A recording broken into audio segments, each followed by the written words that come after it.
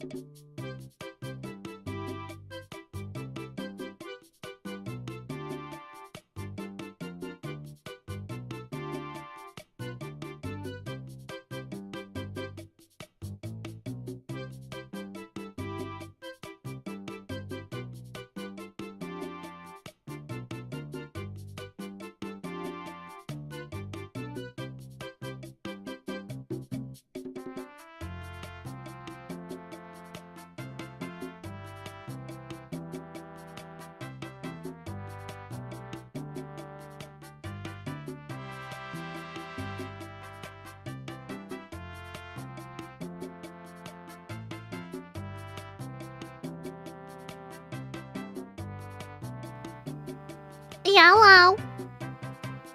How are you guys doing today?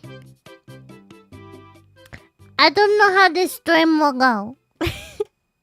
But I hope you guys will enjoy spending time either way. So I had this idea. Hi Mafusato. I'm doing okay.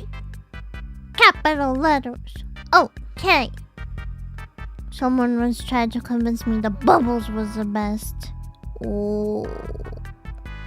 Is there a bubble one on Mac? Yeah! Alright guys.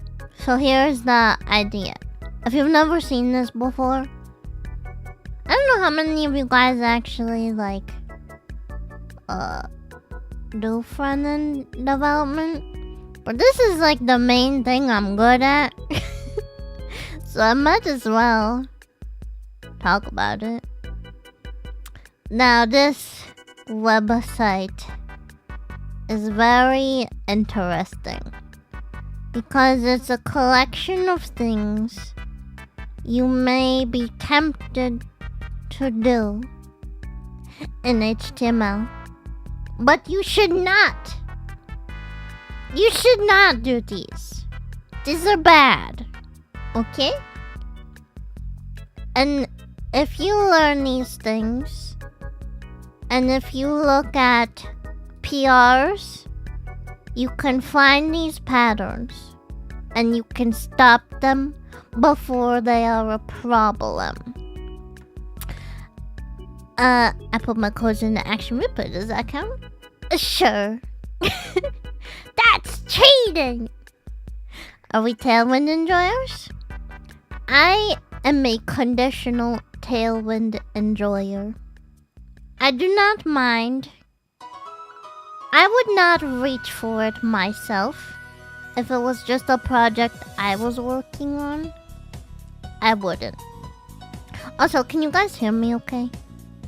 I think it's okay. But yeah.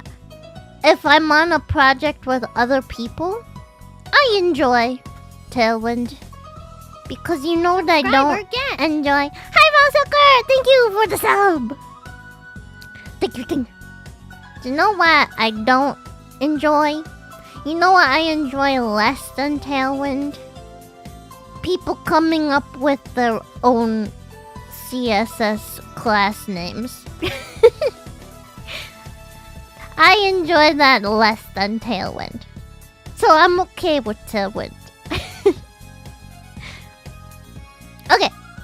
So, the other thing I wanted to say is that I know people are like...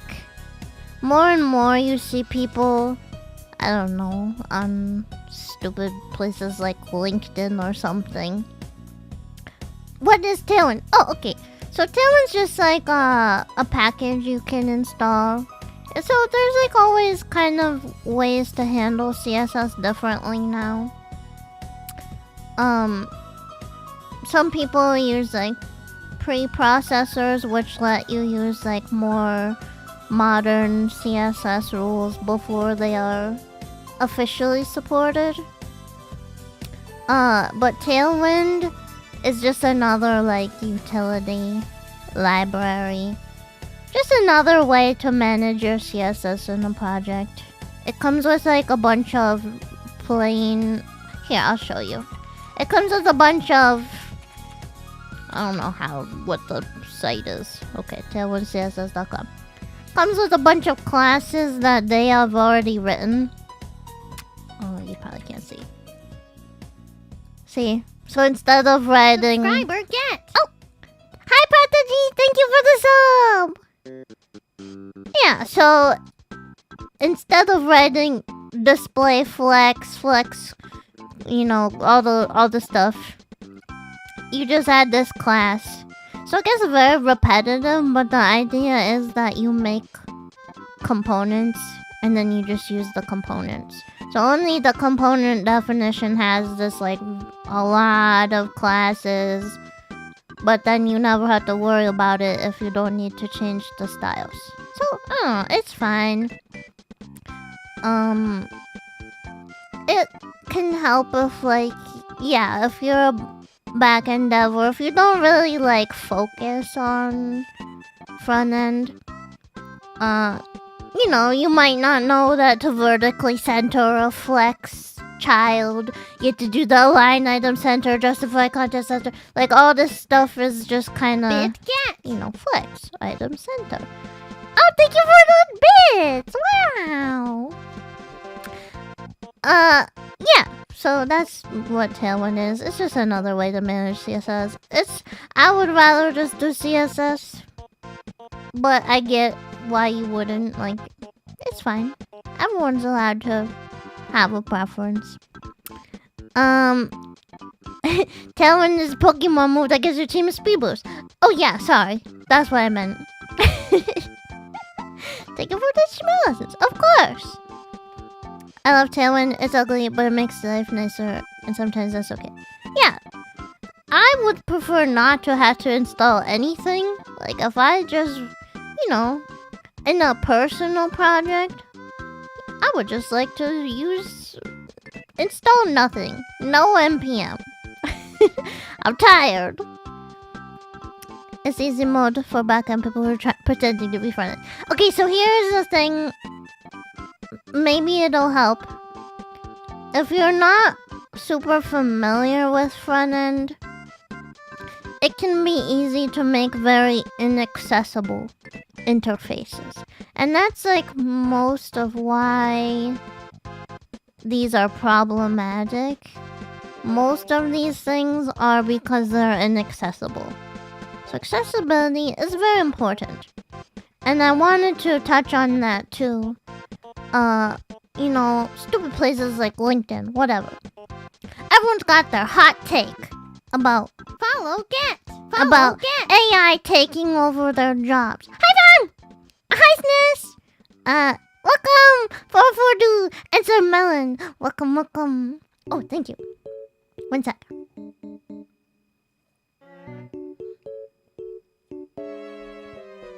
So everyone's got their hot takes about why AI is going to take our jobs, or, you know, oh, maybe you still need programmers for the back end, but AI can do the front end. Here's why it's wrong. If you want to work in front end and you feel like there's no point because AI is there, there's definitely a point. AI is very bad at making accessible interfaces. So if you focus on learning what makes an interface accessible, using the right semantic elements, etc., you will have value as a front-end developer. It is shamefully rare how many people really know accessibility. I will do interviews, and it always seems like a surprise question to them if I ask about what experience they have with accessibility, if they've ever used any assistive tech. Many people cannot answer that question. So, if you're trying to get a job in front end, that would be what I would recommend.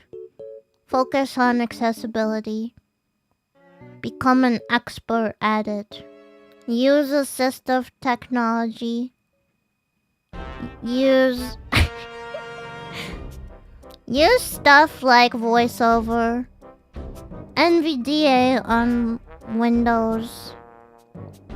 Just lock in on accessibility. Okay? So that's part of it. Most reasons the song is making me laugh. Most recent CSS DLC update is pretty epic. Why is front-end mess up scaling so much? Probably because you're not doing CSS the right way. Big words, panic! Yeah. LinkedIn sucks! I heard AI occasionally fabricates its own fictional frameworks and bases all of its designs around. I mean, here's the thing. AI can only generate stuff that people have created. People are fallible. It doesn't know that it's giving you an answer that's right. I asked about deduping arrays and I'm surprised at how many people do not mention reduce. I don't know why it got censored. Is that what you said, reduce? Or... I can't tell. It got... Okay. Then the next max interface is accessibility. It's really not good at it, yeah. Okay. Yeah, maybe it was like a sanitization thing that Twitch does. Hallucinations are huge. Yup. Talk about stuff like alt text for pictures or making things easier for screeners. Yeah, stuff like that. And that's just very basic. Like, there's a lot of basic stuff you can know, and it'll go a really long way. How do you remember all the stuff in Logic and CSS? CSS is a nightmare. I guess just over time, you get familiar with it. Like, you'll see that it's like off-centered a little bit, and you're like, oh, I know why. I don't know, it's experience, I guess. Alright, so let's start with this guy. Can you guys see it okay? It's kind of hard to make sure you can see it. Alright, so what's wrong with this? We got button disguised as a link. Why is that bad? Do you guys know? So we have a button. Tab index is 0. Not great, but... a title? Do you guys feel like this is strange? You should. Here's this too. So here's the problems, okay? Generally, you do not want to change the semantic role that an element has. So button has a role of button, but they're immediately changing that. And usually this misunderstanding comes from like... Subscriber get! Oh, thank you, Nonta! This usually is a misunderstanding of... well, the way they designed it, it looks like a button, so I should use a button. No. Always use the semantic meaning over what the design looks like. With CSS, you can make it look however you need to, right? So here, let's take this. We're gonna put this over here, okay? We're gonna play with these things a little. So here's what it looks like. Whatever, this image is broken, it doesn't really matter. I could replace it with a different image here. Let me see. What image do I have pulled up here? Here, I have my Neopet on the other side. I'll put this here. Nope, wrong thing.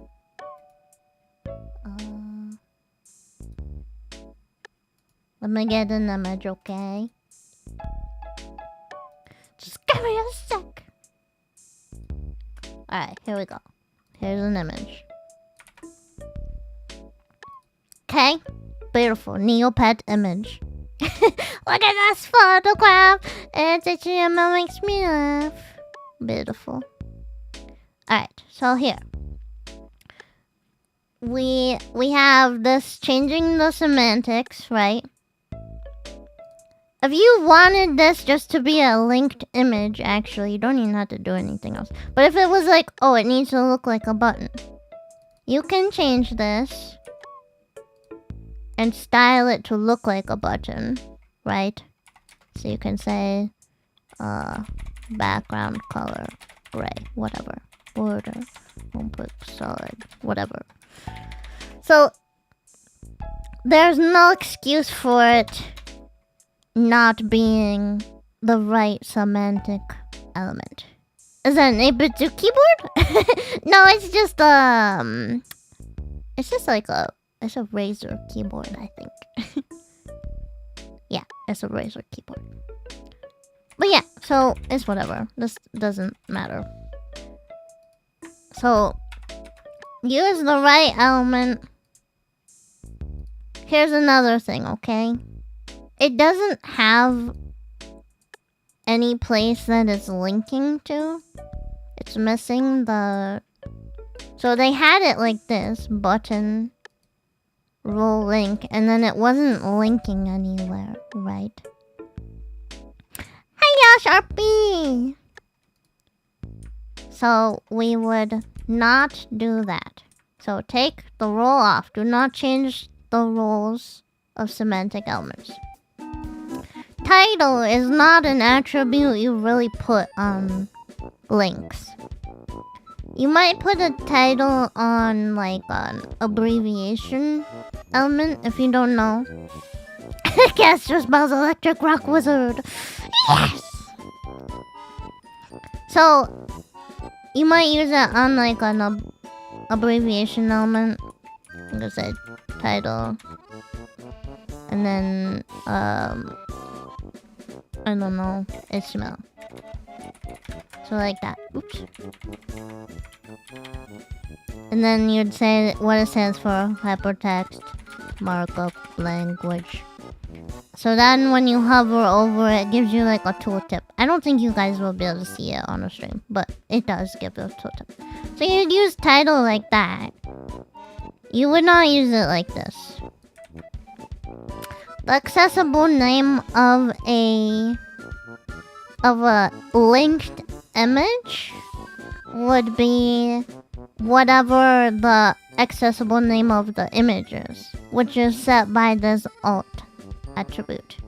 So we also don't need this title. Get it out of here. And then we also do not need this title, because it will have this accessible name by default. So now, you know, I don't know where they were trying to link. Whatever, here I guess. We can go to neopets.com. There we go. Now here's another thing. You usually don't want to set tab index manually. If you need something... So, interactive elements are usually... They already have a tab index. So I think what they were... I don't really know what they were trying to do actually. But sometimes you'll see this if you need to... Like do a... I don't know. You don't want to do this. This is bad. But if you needed to make something... keyboard focusable... And like... You needed it to be in the tab.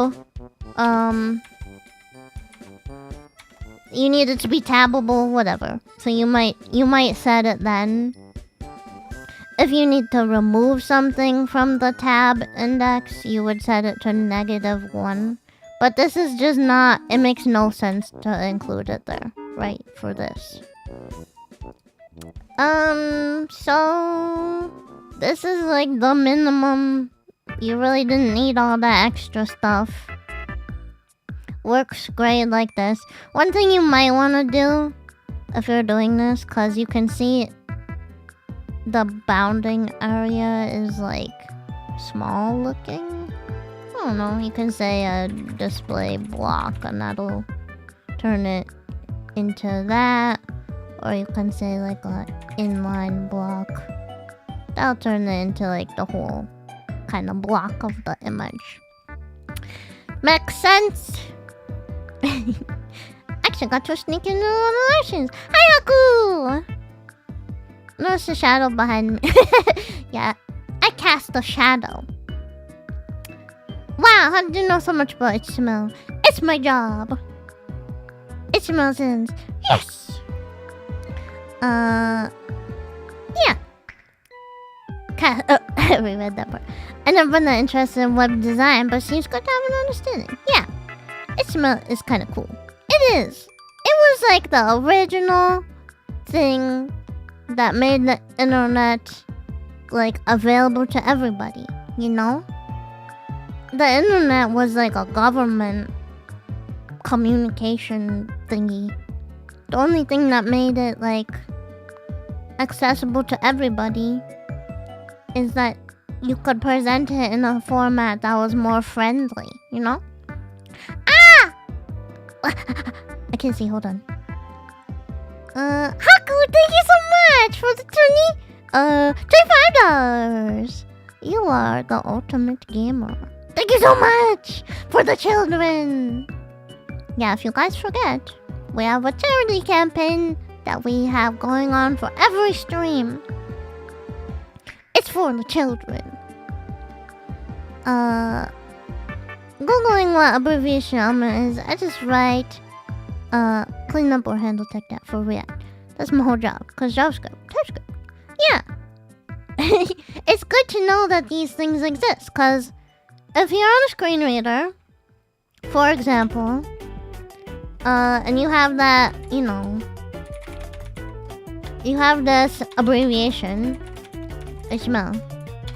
You're assuming someone knows what that means, and also sometimes the assistive tech will not know how to pronounce stuff right. Here is a hilarious thing I found. Hi, friend! Here's a hilarious thing I found the other day. If you put 4 X's, so like, I don't know, someone was working on a gift card thing or something like that, and they had it like this. When you navigated to this on VoiceOver, groups of 4 X's are read out as kisses. So, if you know, were navigating through the document and you got to this part, it would read kisses, kisses, kisses, kisses. So, yeah, if you didn't know, you might wanna like Aria hidden, yeah, true. You might not wanna have the assistive tech read out a bunch of kisses to your user. Unless you want that. I don't know, maybe that's what you're going for. Hi, Ens! Hi, stream on both platforms. Multi-streaming. I use this, item multi-stream. That's what it's called, for OBS. Probably not a great look either. Yeah, maybe. Yeah. MySpace taught me basic HTML. Yeah, I learned a lot from that too. Glad websites didn't end up just being binary blobs. Yeah. Oh, yellow. I had to fight product to allow me to bring accessibility concerns for printing. They will do we need this for internal software? I mean, it's something, it's kind of your responsibility as a front-end developer. I understand there's like, you know, it's really hard to get them to understand when it's internal. But yeah, if you're a front-end developer, it's your responsibility to make the things that you're building and putting out into the world. It's your responsibility to make sure you don't discriminate against anybody, you know? And actually, it's not hard to do if you just do it like with if you write your interfaces with semantic elements, and you know, you just do everything the right way from the start, It's not a problem to make it accessible, you know? My website should absolutely give kisses to people with vision impairment. Yeah, so here you can do the screen reader only thing. I gotta find... Actually, that'll be another one of these anyway, so... Oh god, this is gonna take forever if I don't move on, though. I said you don't use your website with any of those glorified JavaScript frameworks. I mean, I use React at work. I wonder how 3x is pronounced. I keep telling them I don't know HTML CSS, but they don't listen. Yeah, I get it. There's like definitely a lot of roles where people are stretched too thin, and they just... You're the computer guy! Yeah. The storm queue looms behind. I don't know what HTML is, but I'm here for no reason. That's okay. We're all vibing anyway. For the children! We hate JavaScript. Speak for yourself. You know what? JavaScript gets a lot of hate, but it's given us a lot, you know? You gotta respect it. Over the years. Maybe it's not like the new shiny thing anymore. Maybe it's not the fastest. But think about how much of the internet... It's all the internet. Most of it. Anything. Any kind of website is probably JavaScript. You gotta respect it. Lack of standardization for gender pronoun dropdowns is really something. Yeah, I believe it. Okay. So let's move on to the next one. I think we pretty much clarified everything that was wrong with it. Just checking to see what they said. Possible to link to pages without JavaScript. Yep. Definitely is. Oh, yeah, one more thing I wanted to do was show you guys. So here's the accessibility tree. Let's go like this. Look at it this way. So here's what it looks like. There's obviously gonna be a whole bunch of extra stuff because I'm in an iframe. But here we go. I don't know if you guys can really see this either though. Doop. So right here. Oops, this is not right either. Yeah, right here. So you can see we didn't have to put that title, name of website. We didn't have to put that in here. It's implied by the accessible name of its children, which is this alt on this image, name of website. It's focusable, it's listed as a link. This is an image. So, yeah. This is a perfectly fine way to fix this. Let's put them back and see what the accessibility tree looks like. Right? So here, we can see the problems with it. Link, even though it's a button element. So, actually not too much gets crazy in the accessibility tree with this issue. But it's just not right, and it's so not necessary. He didn't fix the image bounding. I did. It was done with CSS. You can make the link, the image, or the link tag display inline block, and it will it'll fix the bounding box. See? It's got a little extra space because of like the line height and stuff, which you can still fix. You just gotta play around with it. Iframes, what attack are we dodging? I thought that was funny. Alright guys, let's go to the next one. Alright, here we have a similar weird thing, right? So we have what I described earlier. They're changing the tab index.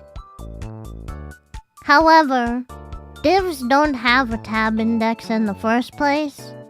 So this is doing actually nothing. It's not removing it from the... I mean, I don't know if it actually affects the children. It might. Tab index -1 removes it from the tab order. We got a div with a roll button. Very unnecessary. Yeah, we'll just use the button element. Wait, I just realized what this site is. Yeah. HTML. Hell. Oh, HTML. Hell. So yeah, this guy, we can fix it. Although it's a little weird because I have an SVG in here. We're just gonna replace that. Okay. Get rid of this. We'll get rid of this. What is this bloopy song? Wait, what is this? 35. Mushroom Mayhem Mario. Mushroom. Okay, anyway. Evil Cursed HTML. Yeah. That's what it is. Alright, so... for this guy... we just would replace this with a button, right? Okay, let me, I'll close this until we need it. Button. Beautiful. You don't need to set tab index at all, really. So just get rid of that.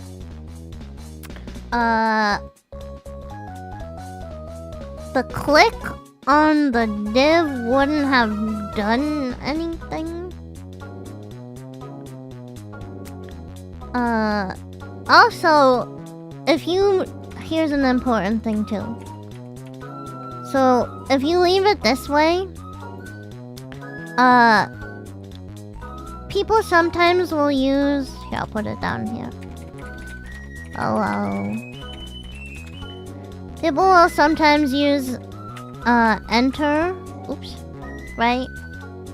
Or tab and then hit enter or space to trigger it. You don't have that option when it is set up this way. So let me just show. So I'll put this here. It's not... oh, it's because I did this. I'll just get rid of that guy. So you can see I'm trying to tab to it and I can't. So it might work if I click with my mouse. But it does not work with keyboard interaction. Which is like really important to have. Mushroom. It's really bloopy. This one's bloopy too. This one's from like Paper Mario, I think. That's on frameworks like Tailwind and Bootstrap. Oh yeah, we were talking about this earlier. I'm okay with anything that makes your life easier. As long as you do it in a way that does not discriminate against any users on assistive tech. This actually, Tailwind does make it a little bit harder to mess that stuff up. Like they have the screen reader only utility and stuff. However, important thing about that. No, you're good. Important thing about that. Don't overuse the screen reader only utility. Okay? So, let's go back here. Because I'm going to show you what the screen reader only thing even is. So here. If we wanted to fix this, we might just use a button. We need some way to say what this icon is. So I'll just take this still. But since this SVG doesn't have any accessible name, we need some way to say what this button does, right? Hello! I'm sorry, I don't know how to... Guyin? Is that how you say it? I always see that name and I always never know how to pronounce it. I'm sorry. Thank you for following. Yeah, so then we need some way to say what the accessibility or the accessible name of this is. So you might use that screen reader only utility class. So I'm copying it from elsewhere because it's a lot, you'll see. So yeah, looks super extra. But what it's doing is making sure it's completely visually hidden. Position absolute has this one pixel does not overflow that. No border, no padding. Clip box to make sure you definitely don't see it. Margin take up no space. So it just makes sure that it's absolutely not visual, but assistive tech will see it. So then you'd put on here SR only. And then here you might say, I don't know, the example says send. So I'll just put send. Hello, Scazius! Hi, Dipshit! How are you guys doing today? Yeah, so you can see visually. Oh, sorry, it was behind that. Visually, nothing changed. You don't see that text there, right? But if I open this up and I do the accessibility tree, we have a button with an action, an accessible name of send. So you don't see send, but if you were on assistive tech, you would hear that this is the send button. Hi, Louise! So yeah, that's how you would handle that.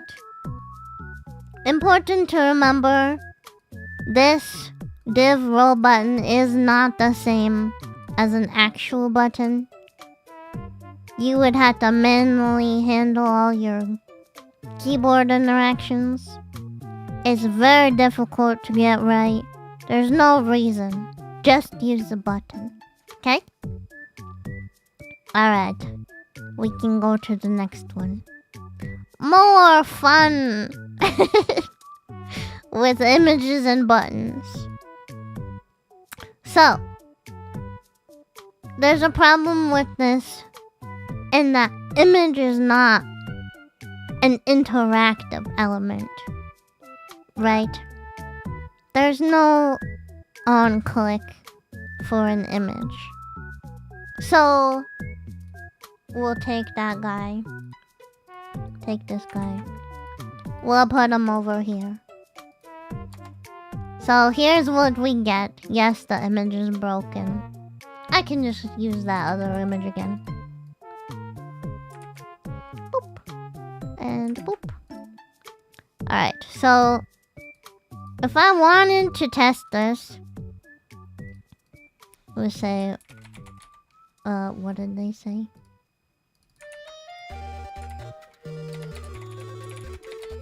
Whatever. We're just seeing if it does anything. Oops. What is wrong? Is not... Oh, right. There was two of them. I don't know what this song is. I'll just make it the same. Whatever. I don't even... Yeah. So, it does work, but it's not keyboard navigable. So I'm trying to tab to it. I could not possibly interact with this element only on the keyboard. And that's one of the most important things to make sure that your website is accessible. You have to support not using a mouse, using touch controls, using a keyboard. You have to make sure that all of those things work, okay? So that's the problem with this. This on-click does work.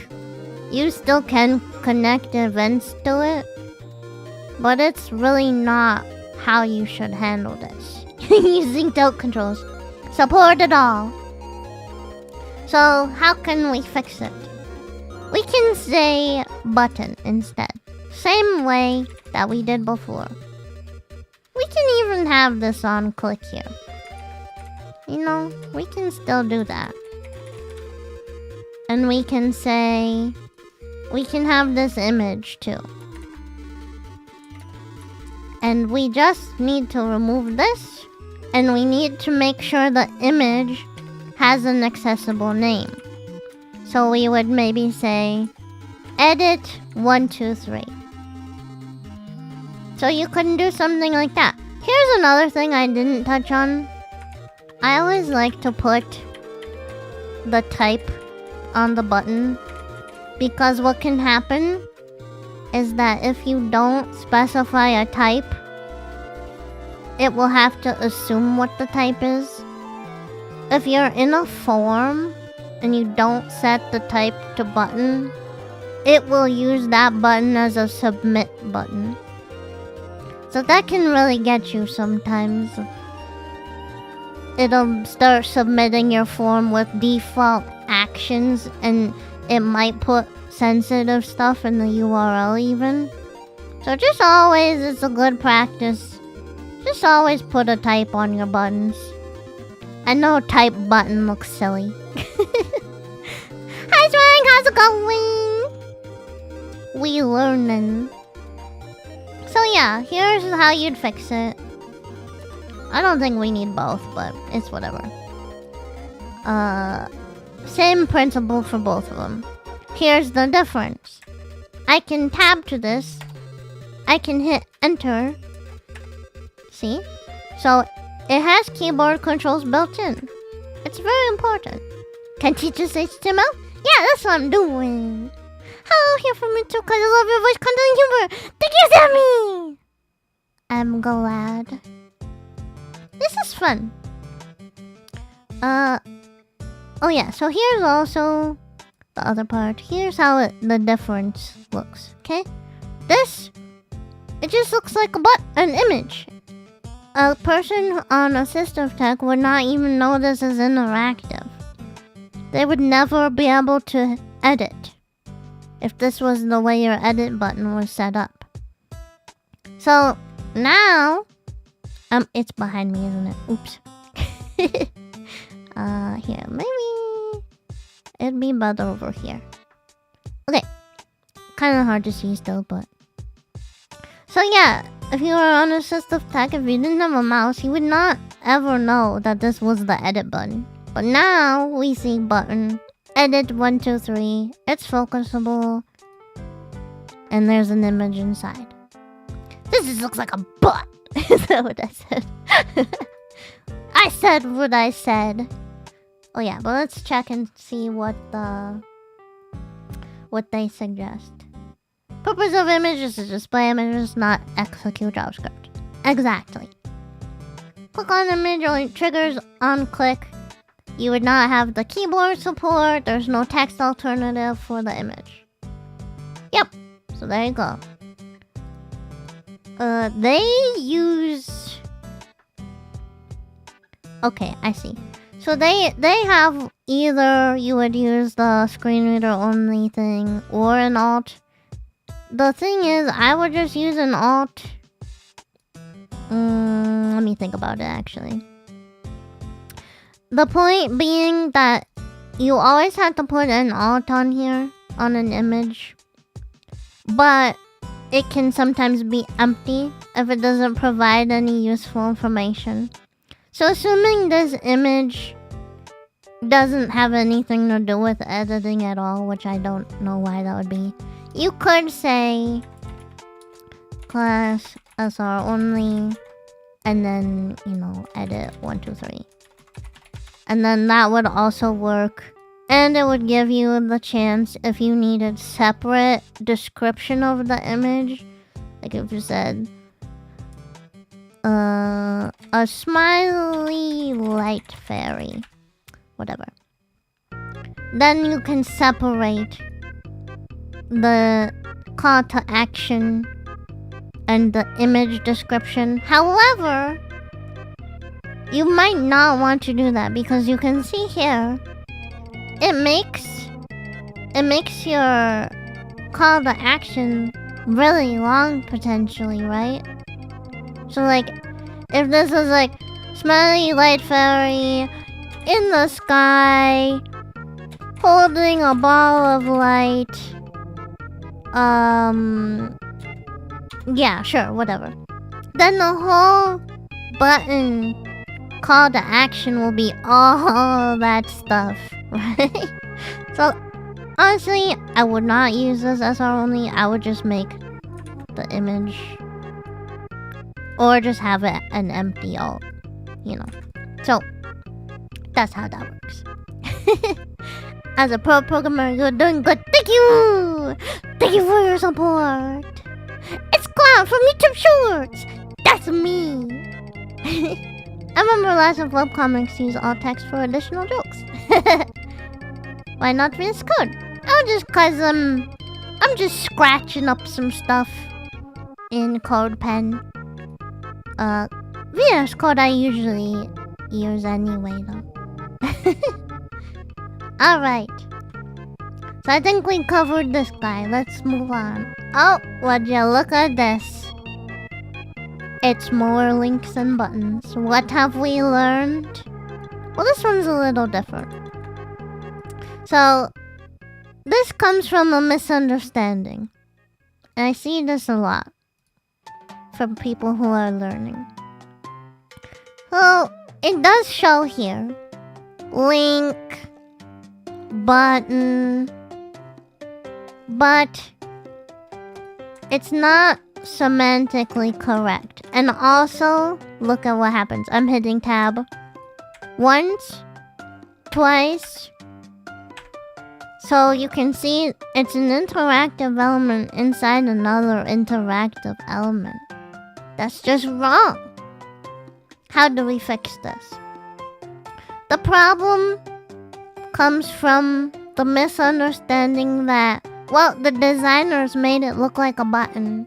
So it's a button, but it also has to go somewhere.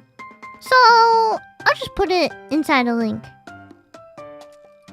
But that is a misunderstanding. You should only do this and style it to look like a button if you need to. The CSS world is your oyster. The other thing that people are tempted to do is this. I've seen people do this a lot, and it's wrong. So, you know, you might set up your button beautifully. Type button on click, and you would just, you know, function window location is this. Oops, it's not gonna work like that. And you might like set it up to do this. And yep, that'll surely work. Then we don't need the link anymore. So then, yeah, perfect. Just a button.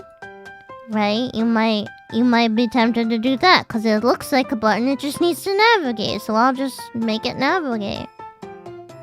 The problem, I'm pretty sure that will work. Oops. Tink. I messed something up probably, but it's fine. What did I do? Well, if I just went like route, and then I put it here.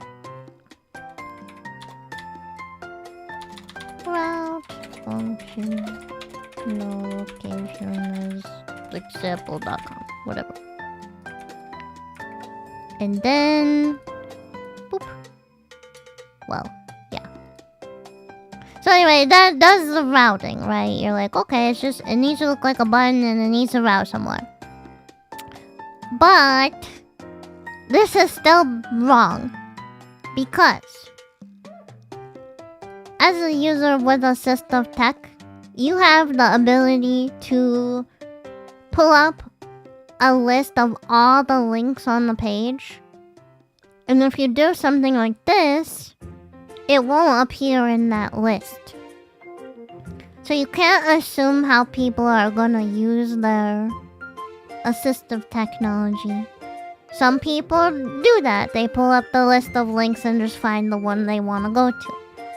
Some people will go through like the reading order of the page. Some people will just tab through all the interactive elements.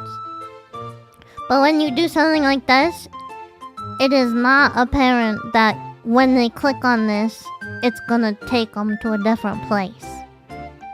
So, you always want anything that's main functionality is to route to another page. It always needs to be a link. Okay? I hope that makes sense. I love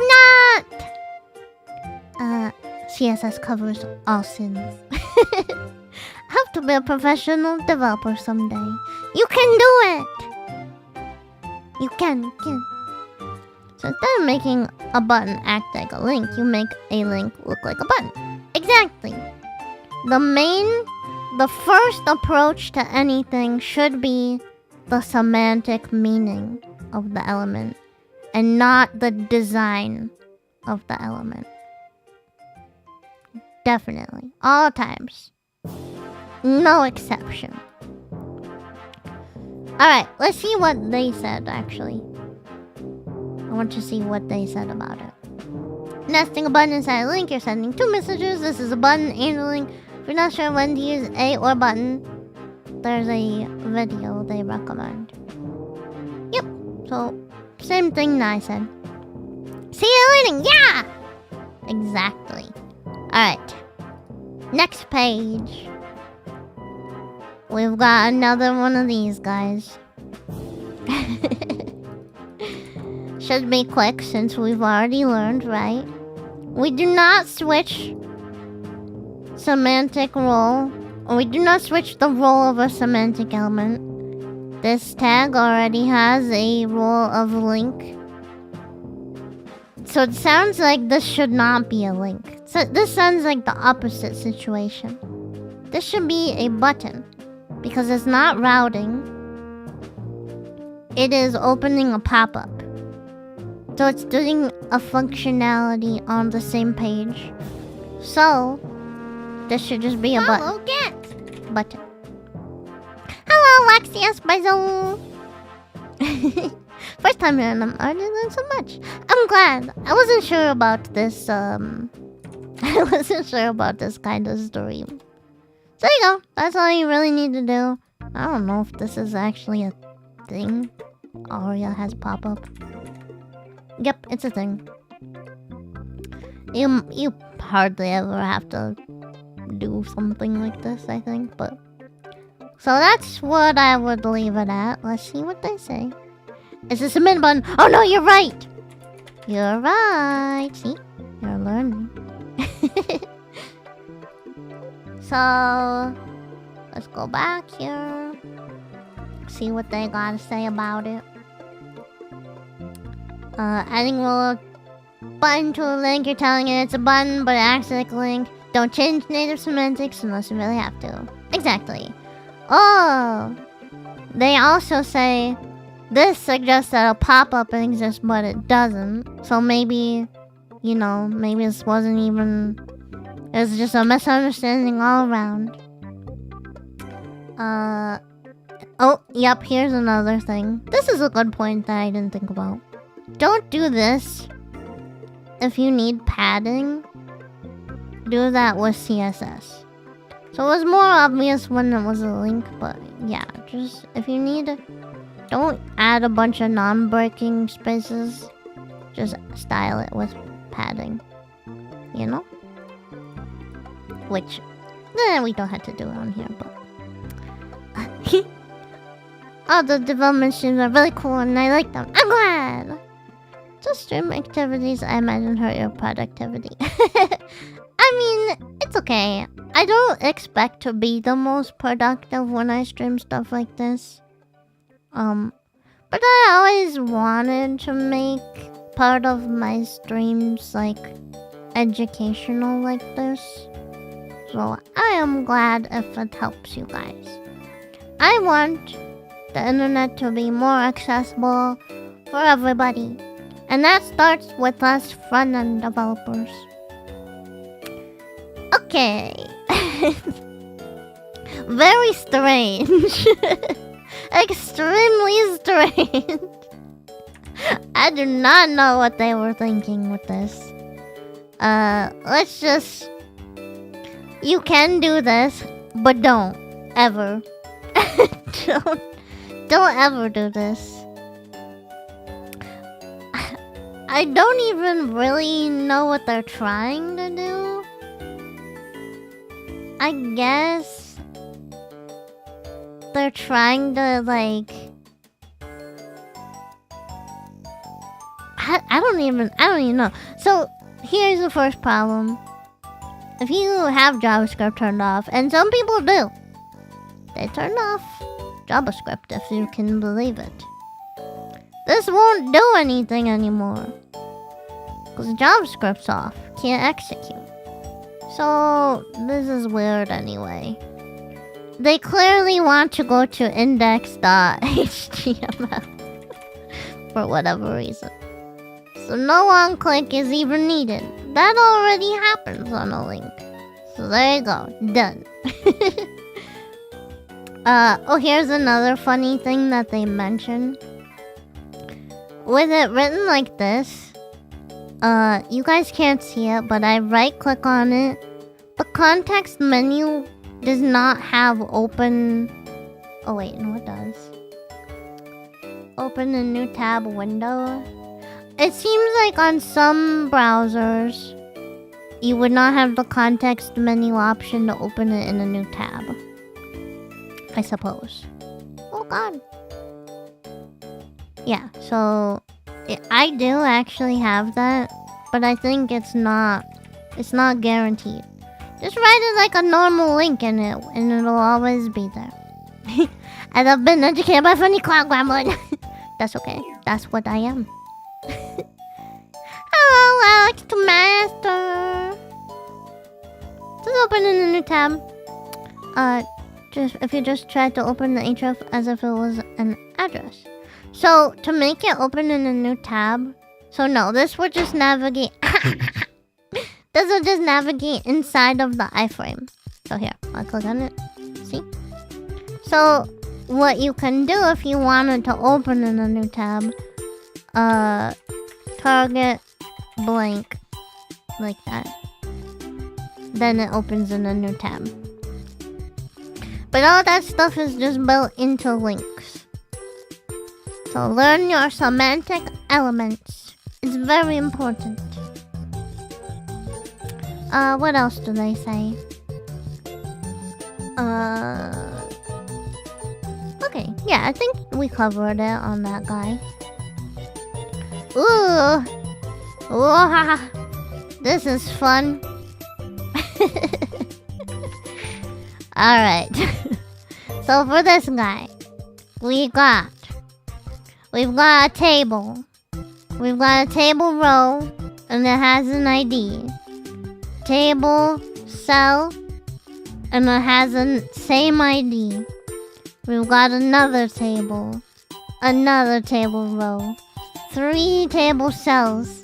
And you know what? These are kind of concerning me, the names that they have for these IDs. I get the impression they're trying to use tables to style their website, which is not what you should use tables for. Tables should only be used for tabular data representation, right? So, lots wrong with this, but one clear wrong thing with this is that they're reusing the same ID on many different elements. You should almost never use IDs on elements. I get a lot of people that put IDs on elements to be able to find them in tests. which is also not good. Don't do that either. In tests, you should always find the element by its role and its accessible name, because then you're testing it as closely to how the user is experiencing it as you can, right? So a user's not gonna be looking at your HTML structure, finding an element by its ID name, and then seeing what's in there. A user is finding it on the page visually by whatever the accessible name is, probably. So, we would not do this. Coding practices that consider testing? I try! Table hurts me mentally, you disgusting. Yeah. All HTML tables give me the ick. They are okay to use if you're actually representing something in a tabular format. Based. I try. But yeah, so first, probably just don't even use IDs. I think they're trying to use IDs to style the table. But yeah, you would always just use like semantic elements again. So sounds like, you know, there we've got our main. Maybe you want a header. I don't know, it doesn't show a header. But you might want like, you know, you got a section. And don't replace all divs just with section. Section also has a semantic meaning. And then you might have like I don't know. You might just have a couple of paragraphs. You might have a couple of you might just have like a couple of divs, you know. So you would style the base structure of the page to look how you want. You can very easily use like Flex for that, or CSS grid, you know. So fixing this would be don't have any IDs. Get rid of all of these. Don't need them. But also, if this is being used to structure the page, just yeet it all together. Don't need it. So yeah, let's see what the HTML says. So they say, yep, replace current markup with HTML5 semantic tags. Yep. Style elements using flexbox or grid. That's what I said. For ID values, more semantic terms should be used. I feel like no. I would say don't ever use IDs unless you have a reason to use them. So like one example might be that you have this part here and you have like this paragraph up here, and you're like, this is a description of what this element is used for. So you might have like an ID on this guy, controls description, I don't know, something like that. It is valid if you need to associate that description with this element. So you can say described by, and you would use the ID.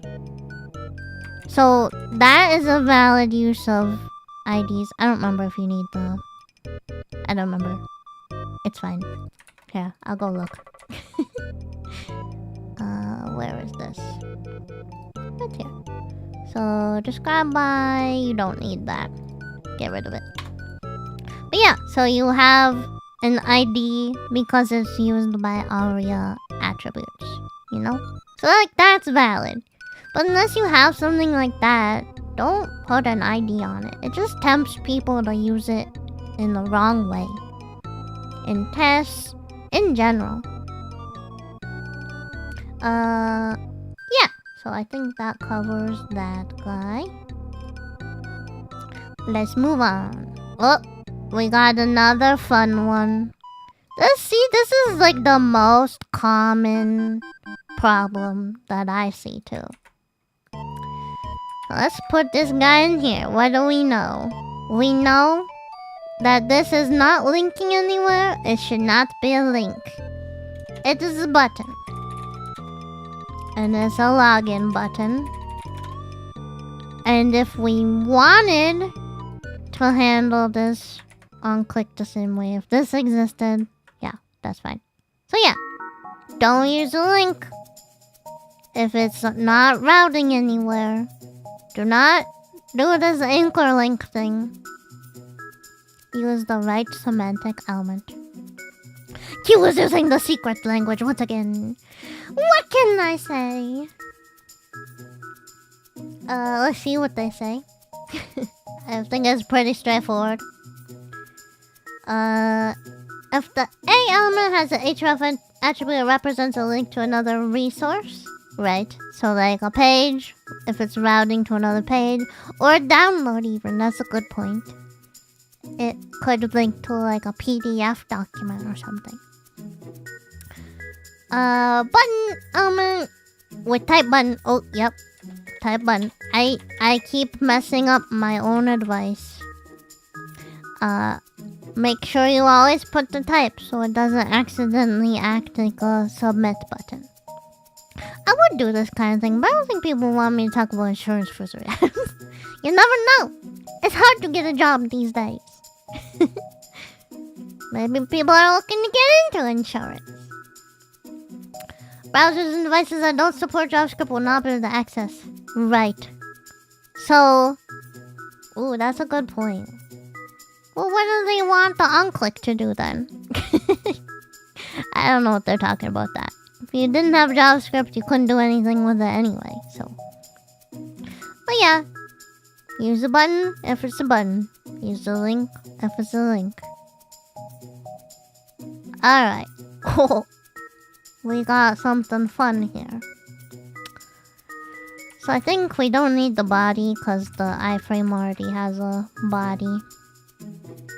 So we've got like this whole page structure.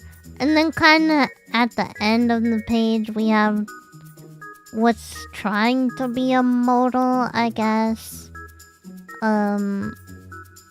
Paragraph, that's fine. This is not fine. So this is, I'm assuming, trying to be a close button. It's not, right? You wouldn't have any way to interact with this. It's not keyboard accessible. It's not interactive at all. It's not in the tab focus order. So bad all around. So you can do... Watching your stream of HTML, working on a program of Python. What you working on? So yeah, we need this to be a button. Type button. I can do it! You can keep your class if you want for styling it.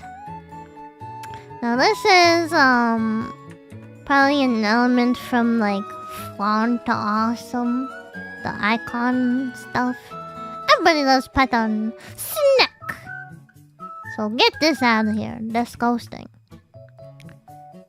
We still have a problem though. We have maybe what is rendering as an icon. But we don't have an accessible name. Also, I think you would not want this icon to be screen reader visible.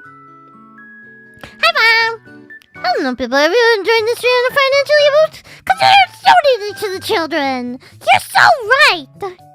Hi, Kuno-san. Said Nick. So yeah, we probably don't want...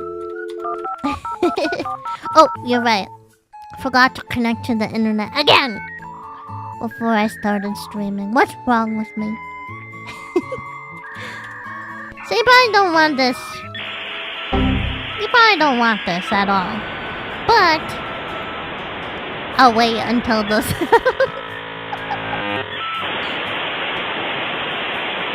Okay, we're all connected now. Thank you so much. We're going down! No, we're going up! We're connected!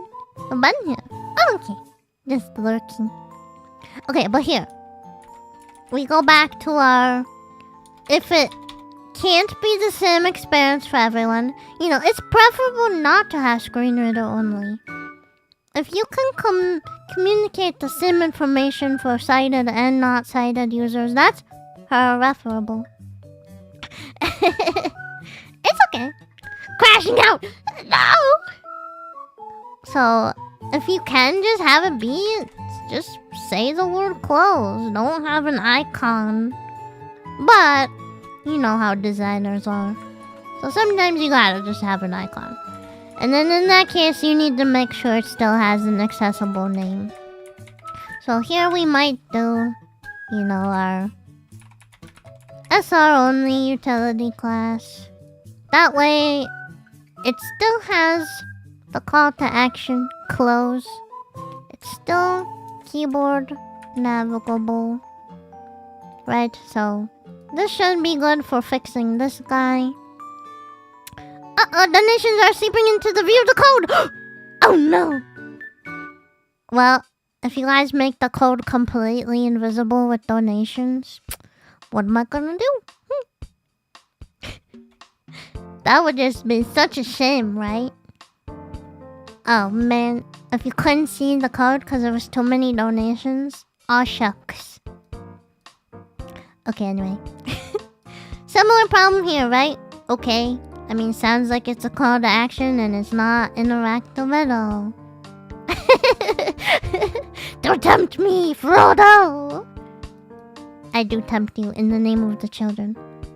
Oh no, everyone would just have to look at the name of the donors and stuff what you're doing. Then everyone would just have to see your name the whole time. That'd be crazy. Dude, it would just be such a shame. Alright, so same thing here, right? Same issue. At least we got visible text here. Okay. One thing that they might not call out, I'm gonna look after. So yeah, button. Put our button. Let's get this sorted out. We have our type button. Put that guy in there. One thing they might not point out is, I don't know if all screen readers will read this the same way. Some might say, well, no. I guess okay is a good example. Sometimes I'll see sites that they'll try to put all caps, right? So like, add to cart. They'll do this. Some screen readers will read this out loud as ADD to cart. Because it thinks it's an abbreviation. ADD to cart. So instead, you want to make sure, add to cart, it's in normal casing, title casing at least. And then, you use styling to make it all caps. So, I know, don't use inline styles like this, but text transform uppercase. That will get you the same appearance, but it isn't... Well, actually, I don't know for sure. Hold on. Okay, even if it appears uppercase, I think the screen reader still might try to read this as ADD to cart. Just don't yell at people. Just leave it like this. You don't need it to be all caps. Because there's accessibility, my streamer can beat this based on good programming practices build. I do my best. That's the thing I care about the most. I do not want to contribute to the entropy of the world in a negative way. If I'm making a website, I do not want to discriminate. I say that too in like, sometimes they'll just be like, call now. Sometimes designers will just be like, well, this is our branding, we need to do it this way. And I'm just like, okay, but it's, I'll do stuff like that. If it's branding, okay, probably no way around that. If all your text is uppercase all over the place, it's whatever. Hi, Mr. Bubble! But if it's something I can help, like you're just rushing to get it done and that's why you want me to make it inaccessible, I will refuse. I'll be like, get someone else. I'll review the PR and it'll take forever because I'm not gonna... It's a moral problem to me. I refuse to do it if it's not gonna be accessible. If it's gonna exclude people. I don't put up with it. Hi, Cookie Gamer! How's a crackin'? So yeah, we pretty much covered that, I think. So yeah, here, I don't need this actually. Should be good. Let's see what they have to say about it.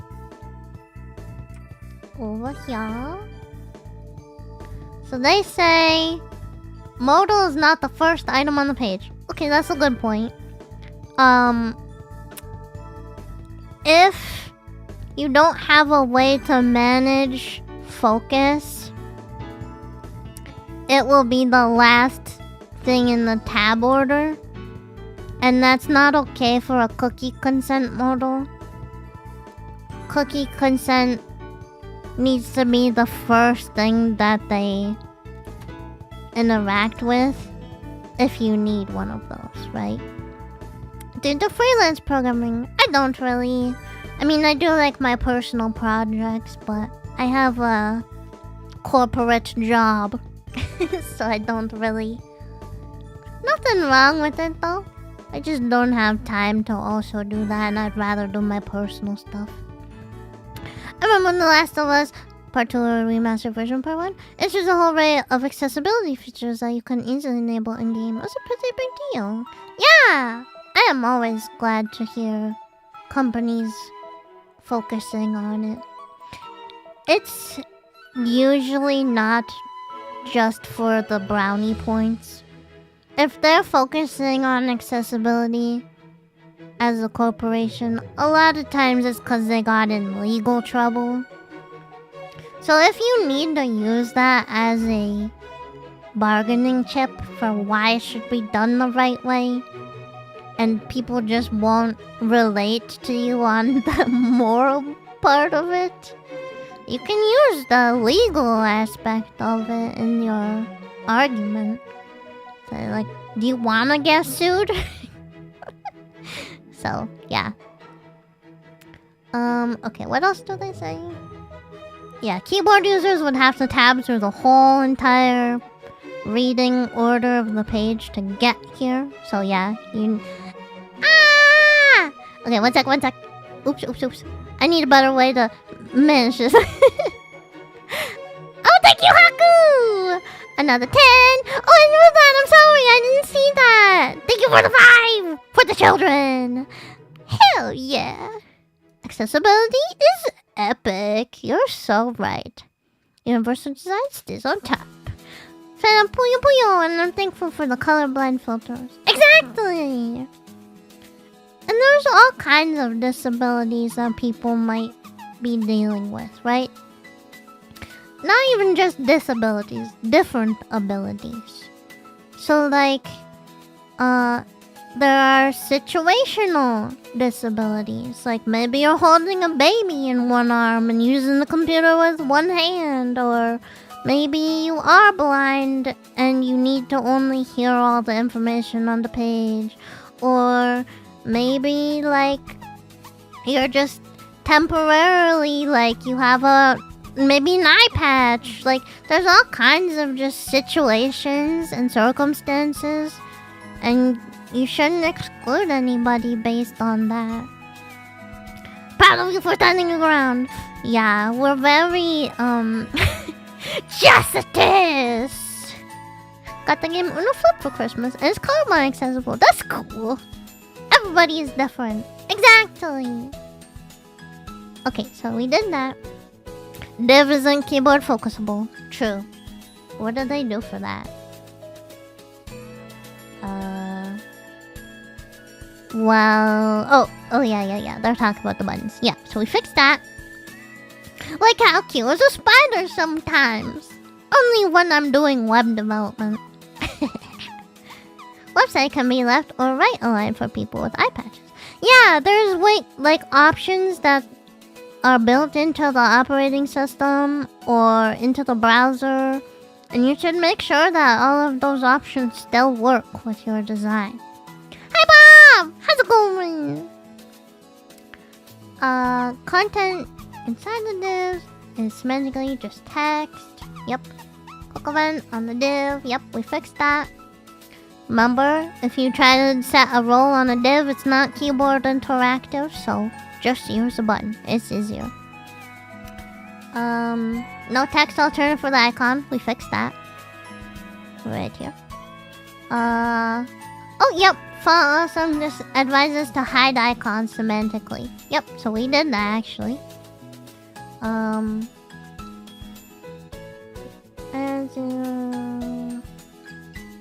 Should be possible to close modals by pressing escape. Huh. Yeah. Okay. Oh, hi, Mr. Hacks. How's it going? Thank you for the sub. Does still have a reference sheet posted somewhere? I don't, but I'll post something in the chat, in the Discord later, okay? I was joking mostly. No, but it's true. There's all kinds of, like, ways that operating systems and browsers, they have options that you may not even know about. I'm okay. I managed to eat food. Scrolling through job listings. Trying not to go mad. That's fair. I hope that you have good luck soon. Haku. Hello, David! Alright, so we did all that. They also have... What's it? Close. They have a heading too, which is a good point. Modals really should usually be treated as like another section on the page. So you want to make sure you have a heading, even if it's screen reader only.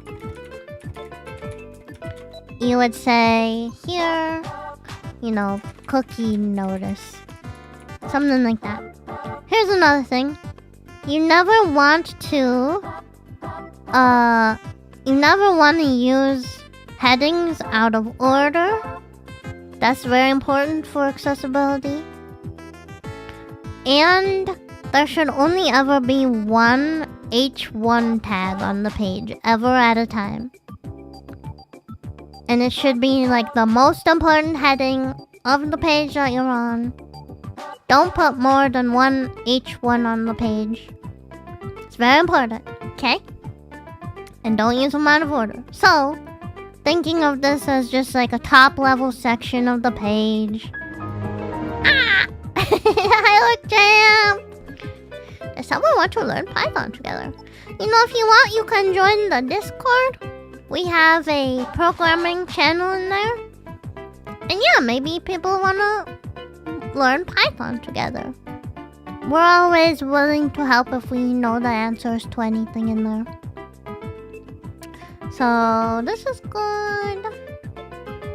Yeah, I think this pretty much covers it. I don't know if I'm smart enough to learn programming. It's not about being smart at all. It's about... I don't think I don't know. I don't think I'm that smart. But I'm persistent. Also brag about all the ancient games I have, and there's a part for Hololive memes. Exactly! How long are we going to stream? Oh, I don't know. I usually go for a couple hours. We're still only on number 9, and they got like 30 of them. HTML is technically not programming. I mean, it's a language. I don't agree. I think it's open for interpretation. I didn't know this. Someone better call a veterinarian because these pythons are sick! Whoa! Welcome to the Snake Show. Also, yeah, way too much about Monster Hunter. Yeah, if you like Monster Hunter, team up with Fab. She's the best in the business. Okay. I mean, so I get the idea of like, oh, it's not programming and like you don't have loops and stuff. But it's usually... Here's why I'm hesitant to say that.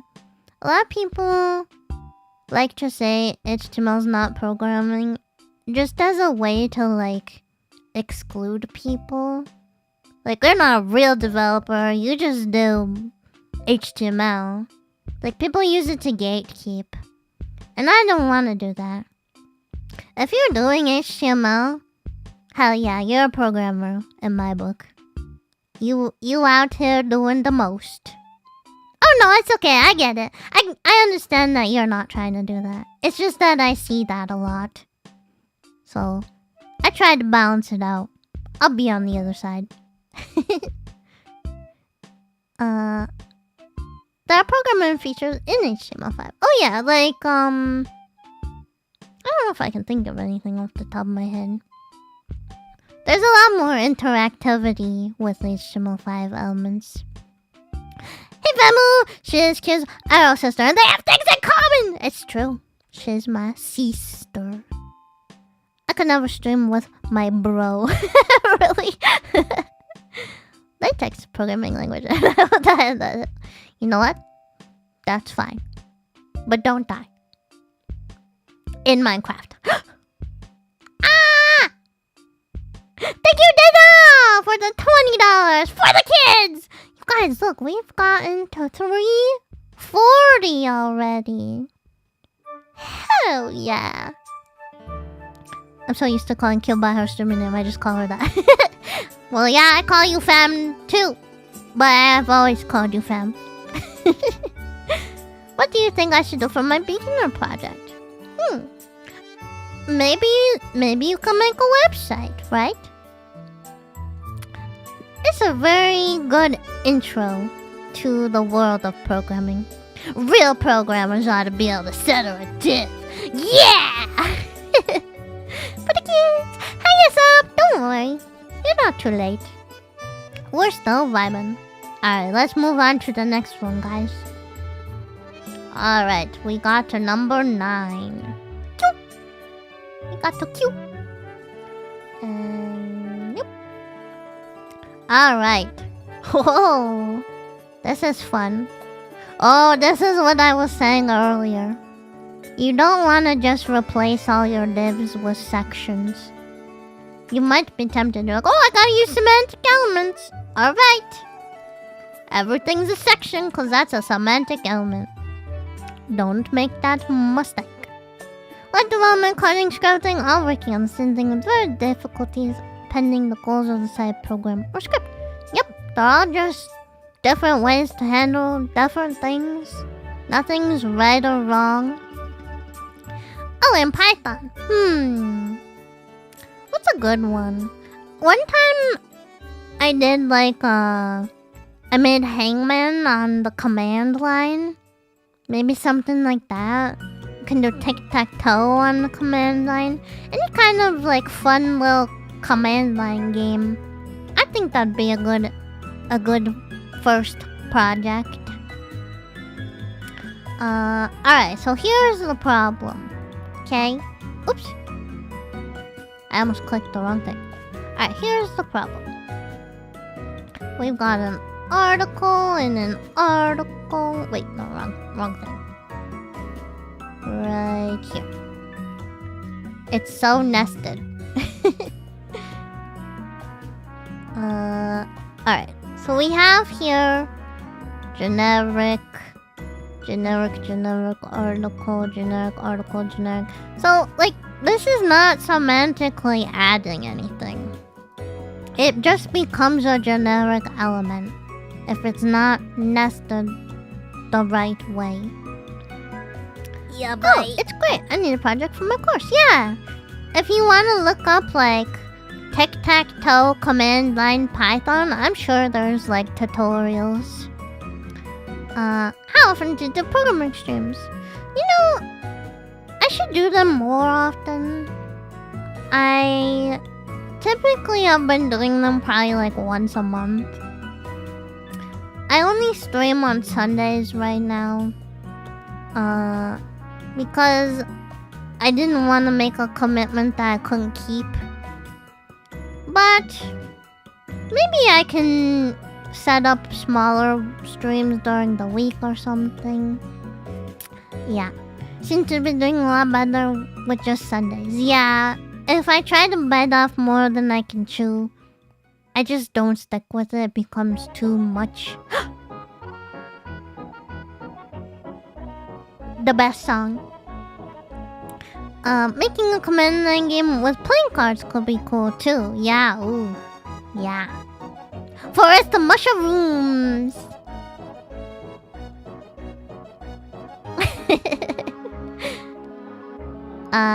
Eat like them more often. Okay. Yeah, sometimes, I don't know, I don't usually plan what I'm gonna do. I kinda just, at the moment I go to stream, I'm like, what am I gonna do? You can make little tutorial TikToks. Yeah, maybe. I'll think about it. Alright, so... yeah, this is not actually adding anything. They're just being the same as divs, really. And... let's see. Page top. Display none. This is weird, but I don't know what they're trying to do. So yeah, I mean, I don't know that there's that much more to say. I would not use the IDs. Make sure there's only one heading. This is kind of the way that I look at PRs too. Let's see what they have to say about it.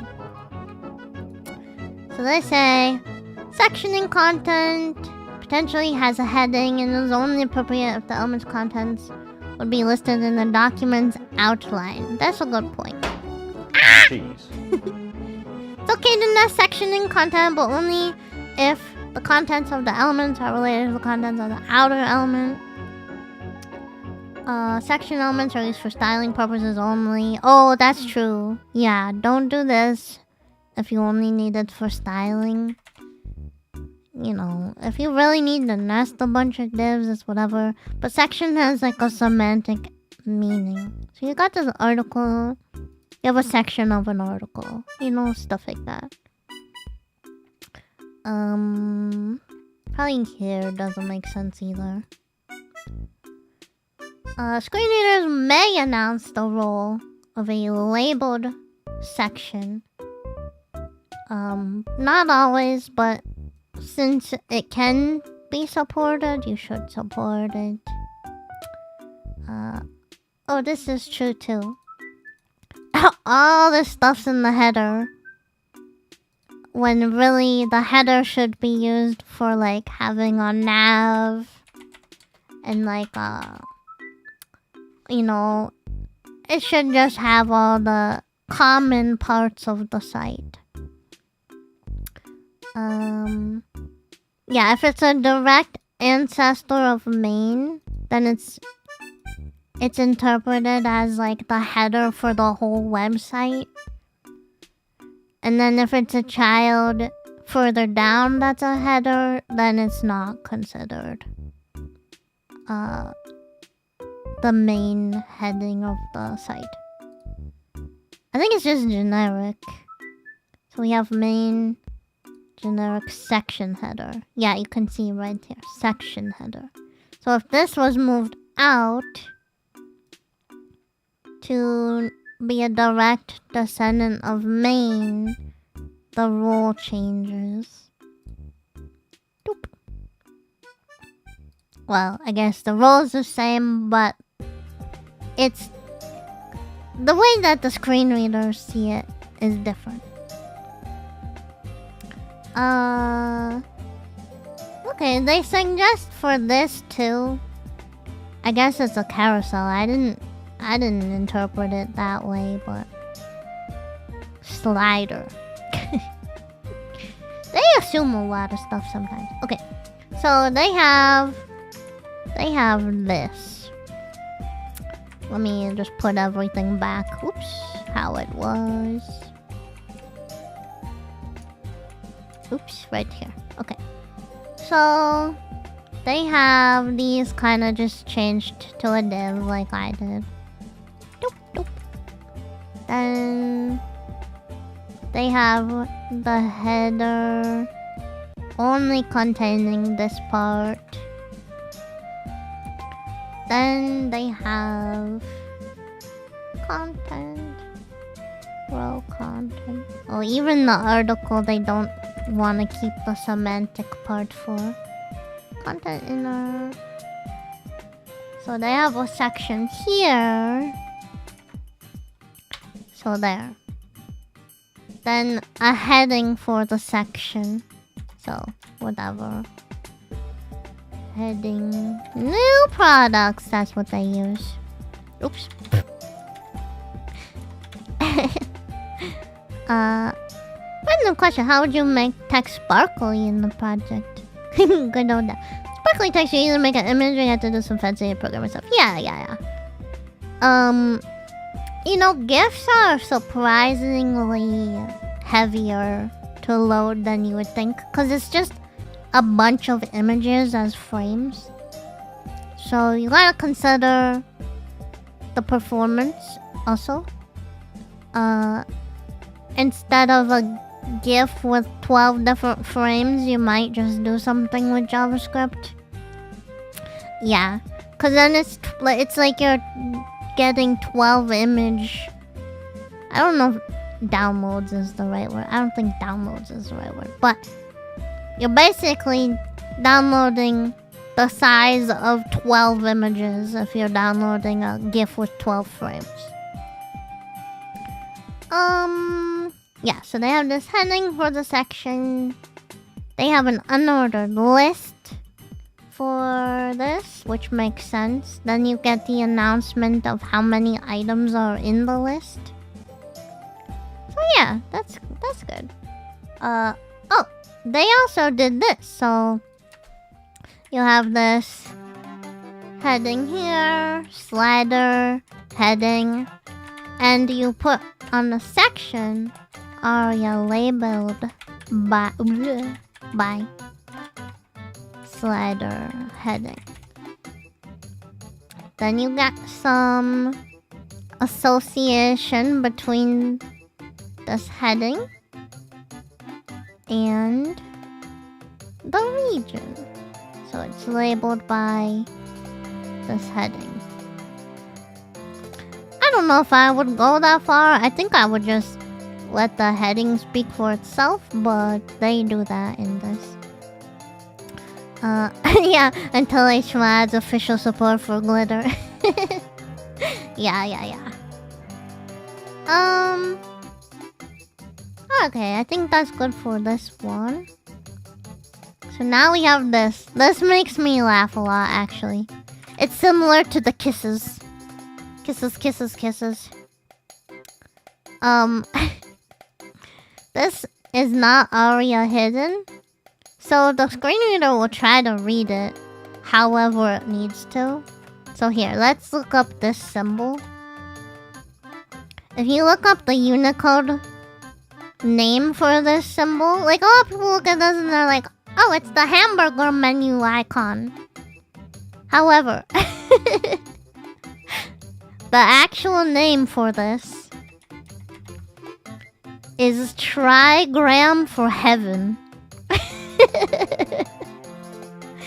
So if a screen reader tries to announce this symbol, it's gonna read out trigram for heaven.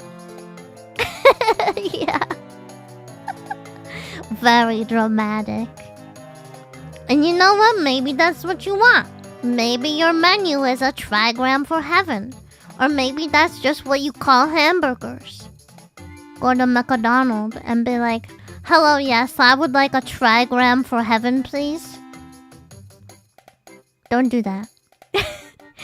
They don't get paid enough for that. But yeah, it makes me laugh a lot. So anyway, you don't want to just leave Unicode icons assuming that people are calling them the same thing that you call them. So you can just throw it in the span. Make sure it's aria hidden. Here's another thing. I see it done in React more. People will a lot of times just do this. Aria hidden. Without the actual value, you know? You need to make sure...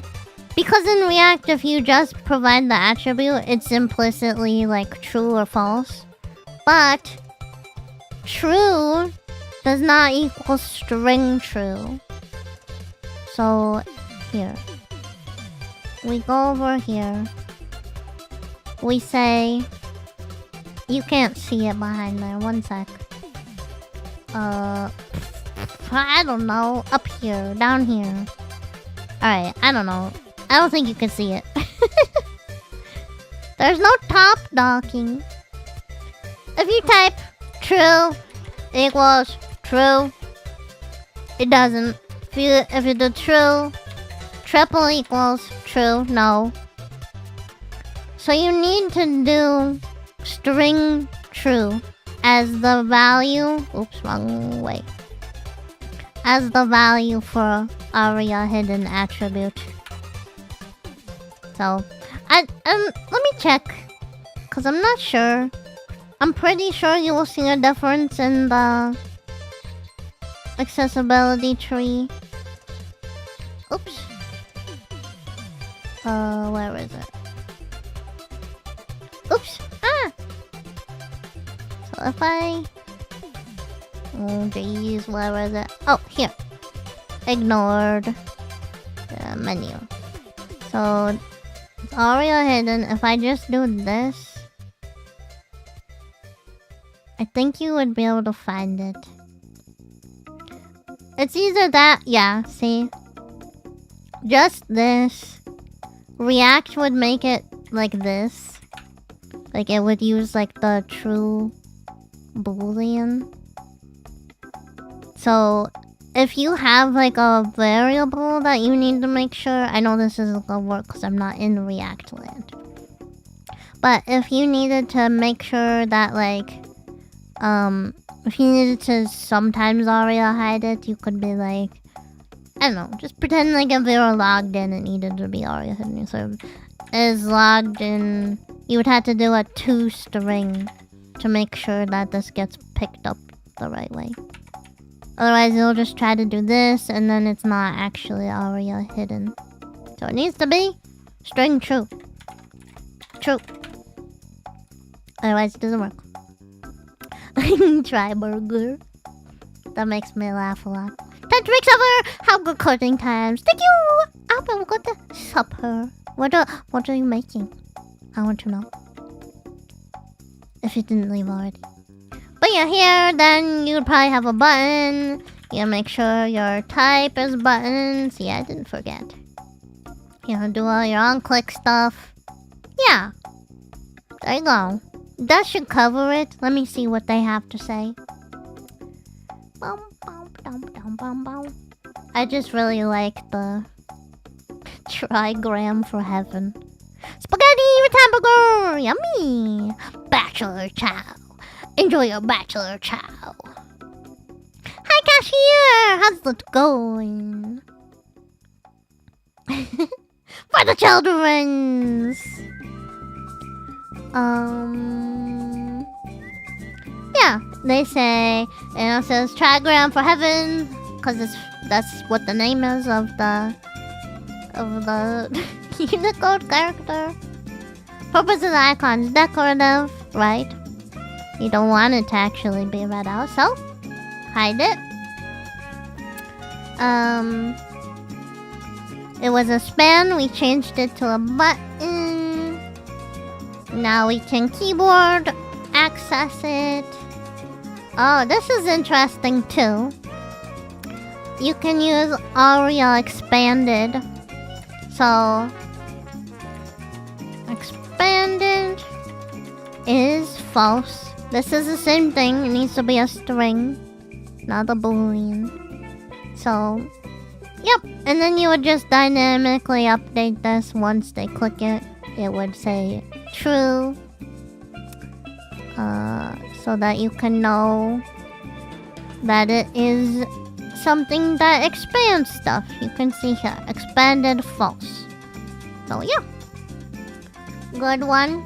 Oh, here's the fun fact they describe about the trigram of heaven.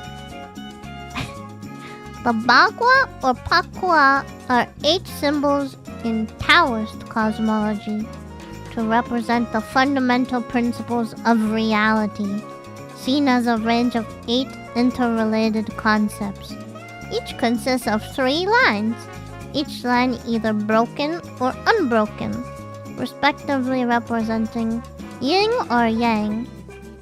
Due to their tripartite structure, they are often referred to as 8 trigrams in English. Huh. There you go. Hi, Wolfgang! Oh, do you have any thoughts on font awesome related to the accessibility stuff? Yeah, so there was an example that used the font awesome icon, and they recommend for the children. Bam! Thank you for the children. $5 for the children. You are in the way. I don't know how many it shows there. I can only hope that it goes all the way down the page, right? Thank you, Bam. So yeah. I think that covers that. Oh, earlier they on Font Awesome, I think they recommend you put ARIA hidden on all the icons to make sure that it doesn't try to interpret the icons any certain way. Hi, Mike, how's it going? Alright, next one. That one is one of my favorites though. The trigram for heaven. Really funny. Ooh, this is fun. Forms! There's already some silly stuff about this. So we got a form. Doritos chip, Doritos chip, Doritos chip, Doritos chip. Is the TTS working? I think we were having troubles with it before, but Doritos chip. Okay. So we got a form. A form already has a role. They're just being redundant. You don't need this part. It has no action, so the implied action is gonna be get, I believe. Which is, if you submit it, it's gonna put everything in the URL. So be careful. It needs to be a post form submit for it to be secret, not in the URL. Got a heading? Sure, whatever. I don't know that you need a... I don't know. You really don't need a heading. Maybe you want to use like a field set and like a legend. Is this accessible? Probably no. Oh, this is one of the questions. So no, this needs to be a label. Cheese. Cheese! So here you would need to probably use a... trying to think of the radio group. I think the right thing to use would be... let me open up what they suggest. On the side. Radio group. I was gonna say a field set. Yeah. Use a field set if you need a radio group. Chucum-soos, chucum-soos, chucum-soos, chucum-soos, chucum-soos, chucum-soos, chucum-soos, chucum-soos, chucum-soos. Soos. Fam, you are soos. Label? No. Just no. The label for this should be this. This is weird. Oh my god, it's so bad. Soos. They're soos. So we got a radio. Oh my god. We got a bunch of label buys. Not good. We got a fun little stringification value here. This makes no sense. It's not even nearby. It's not associated with this at all. Yeah, this is really not good. Alright, so here, let's explore why. This is one of the more egregious ones we have seen here on HTML. We got a radio group. Buttons in the radio group. We got, for the label to the radio group, poll title. We got a button, vote. We've got a heading, generic text, not associated at all. We've got in the radio group, radio that just says, is this accessible? The value of the radio button is nothing. It's just there. The CS is just static text that's nearby. It's not the value of the radio button. So all of these just repeat over and over. Is this accessible? Is this accessible? Is this accessible? Is this accessible? Yeah, this is really bad. So, how do you write this the right way? Let me pull it up on the side. Get rid of all of this. Oops. Get rid of it. Oh, this makes me want to play Smash. Wah. Blast from the past. I have my root beer. A and W.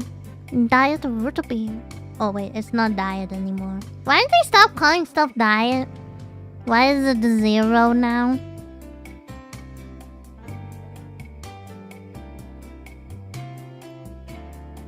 Me too. Alright guys.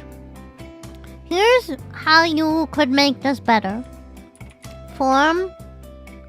Type. Wait, action. Wait, now I'm forgetting all my form stuff with all my autocomplete. See? Even if you're a professional, you forget sometimes. Alright, so action, we don't have an action. Method, we want post. Cause diet sounds lame, and for old people, 0 sounds cool, and for young people. You know what? I can't argue with that. I don't remember if action defaults to something. I think it's fine. Yeah, I usually put the action on the form, not on the submit button. Wonder if it's like false advertisement. Oh yeah, maybe. Diet has a negative connotation anyway, right? Like, you're on a diet. Weight Watchers. Makes a good point there. Yes, Nancy made a good point there. Okay, so usually what you do is not... I don't know. I guess it's fine to have a heading there. Let me see. Yeah, it's fine to have a heading there. You're like... poll title. And then you were like... field set here. And then you'd have a legend. Not label. Legend. Is this accessible? And then that's how it looks when you have a field set with a legend. I say things of value once in a while. Speaking of value, these inputs have no value. So input, type, radio. Doesn't matter if it has an ID. We need the radios all to have the same name so that we know they are exclusive to each other. So name is poll answer. How about that? The value is not the same thing as what's shown on the screen. Doesn't have to be. So here we have an input. It has no label. I like to do label. I like to put the input inside the label, but sometimes it makes more sense to do it outside and make sure you do the for. So if you're not nesting it, you need to put for. So here's what I mean. If you're nesting it, this is good. You can just do that and that works. If you are not nesting the input inside the label, like this, actually here, it's after. You need to make sure you do the for attribute. So this needs to be the same. Oops, I did the opposite. So you need to put an ID. Poll answer yes. Then you need to associate it with the ID. So that's why I like nesting them. That you don't have to remember to put them. They are like implicitly grouped together this way. Oops. Haha, my muscle memory save shortcut. Wait a minute of the microwave. I love that you are lurking. So yeah, that's how you would like fix the radio group. I'll do it for all of them. Might as well. So we had here no, a no, no. We have here maybe, maybe, and maybe. And then we have, can you repeat the question? I don't know why you'd pick that, but maybe you would. And then finally, we have our button, which is submit. Vote. I think you can put the button in the field set if you want, but I don't think it makes sense if it's part of the form, not part of the field set. Thank you! Sippy! Everyone sippy!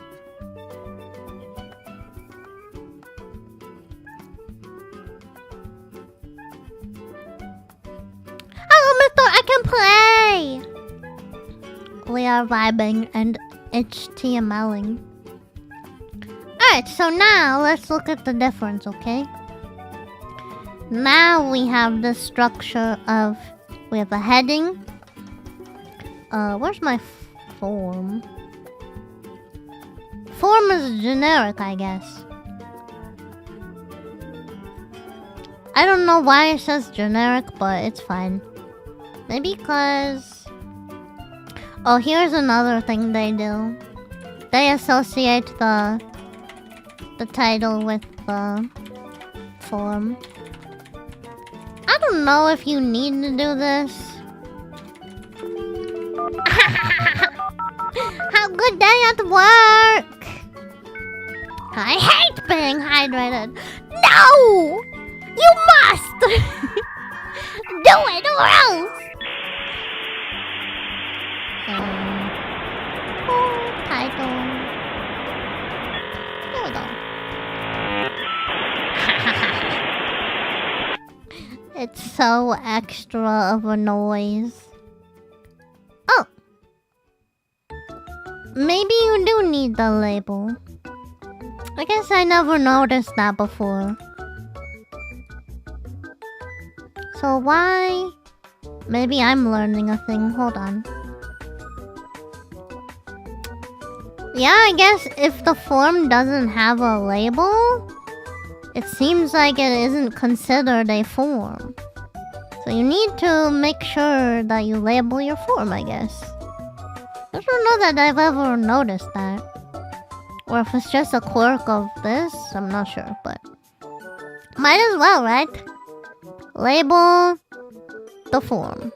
But don't label everything. Just label what you need to.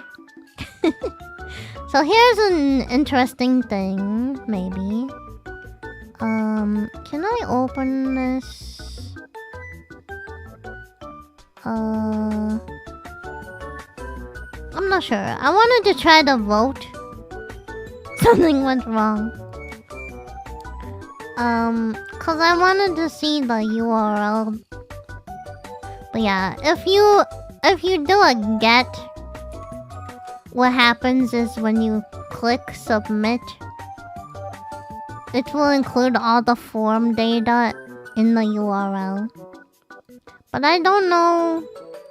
Oh, here's this. Yeah, here's this. I think you can see it from this. Well, okay. This URL says at the end of it, poll answer no is a query string. Search params. That is a problem if you think about something like a login form. So here, even if I don't include a method, the default method will be get. And if I do this, I will show you. Import type text. And then here, I'll do a password. And show you what happens. So this part is not really an accessibility concern. It is a security concern. Yeah, password link. So here's what happens. So we've got our little form here. You know, username, Cucumber. Password, you'll never know.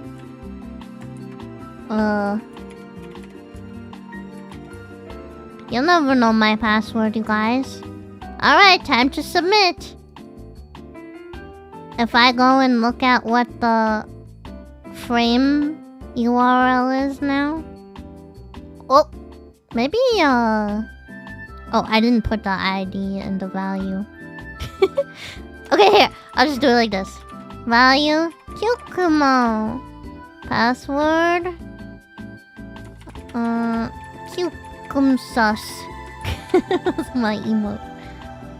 So then, yeah, now if I do this, I need a ID, I think, too. The W. Username. Now. Oop. Hit update it again. Let me expose my password. Okay, I might be wrong about the default method. I think I'm missing something obvious. Cause I'm streaming. One sec. My input guy. Type name. I need a name. That's what I'm missing. Okay. This should do it. Okay, so now if I vote. Now it should. Look at that. Uh-oh. Why does the URL have my full entire password in it? Oh no. Yeah, you should send the passwords over the internet via plain text. That's what. Yeah. No, I made a joke about that before on when I was playing RuneScape. I was like, did you know if you type your password in the chat, it turns into a bunch of little stars? Try it out! And I like made a clip on Tink Tonk about that. Yeah, everyone was saying 100 too.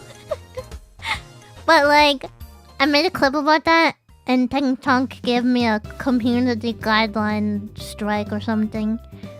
I put it in the video, I was like, no, don't do it, I'm just kidding. But then they didn't take it as a joke, so I can't even joke about it. Apparently. I get it. It was on the line. But yeah, so if you don't set a form method, it's gonna attach everything right to the URL. So always make sure. Sometimes that's what you want, but more often you want a post or a put. Then if I did that, now it should not be part of the URL anymore. See? So yeah, just be careful. That wasn't exactly what this this problem with this form was. It was very much the... Oops. It was very much an accessibility thing. But yeah. Mosh mosh. Yahoo. Alright, I think that covers that. So the answer was no, but now it is yes. Right. Now we have this guy. More form fun. We have input type checkbox. Its ID is accept. Oh god. Alright. You might notice it looks like this label is for this, but it's not actually associated to this input. This input also does not have a name.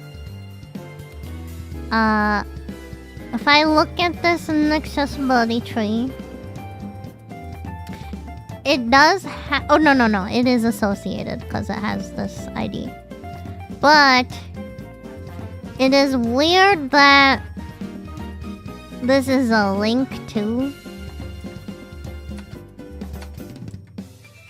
It's weird that it's inside there. I do want to see what the thing says about it. This is not something I'd ever do, but I don't know that there's like a... what the specific problem is about it. Bad practice to nest the interactive elements. Yep, that makes sense. Because you'd have to do that. So there should be like a separate line. So then... Oh, right. So usually when you have a label and an input, you should be able to click on the label to activate the checkbox, right? So if I just was like, label, and I said, input, type, checkbox, and it was like, checkmate. And if I click on the word checkmate, it will check the box. So it like helps with the touch point area of the field.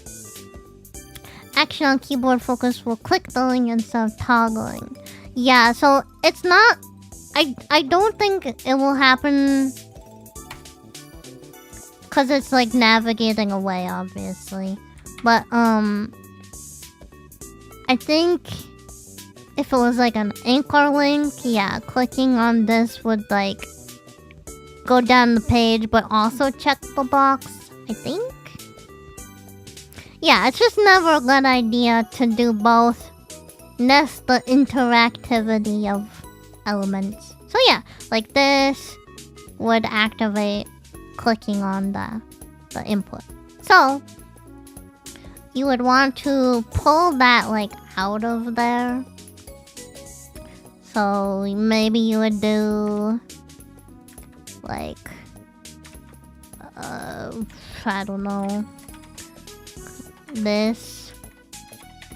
You say like, click here to read our terms of service or something like that. Just so that they are not... Now I can click on this and it won't open the link, but I could click on this and it would go. Late cause work, but happy to be here. Hi, how's it going? Yeah, I think that's pretty much what you would do about it. Just kind of move it to another place. And yeah, like I was saying, the touch point is helped by allowing the text to be clicked. Can you optimize my brain to be faster and smarter? Defragments your brain. I hope that helped. Oh, here, this one's fun. So now we have a type button. That doesn't make sense. Class button, that's fine. href, so it's linking somewhere, but also does not have a tab index. What if the brain is an SSD and not an HDD? No! I'm sorry! I fried your brain. Alright, so we've learned, right? We have learned. If it's doing routing, it should be a link. So this is fine, right? Yes, but type is not an attribute you can put on a link.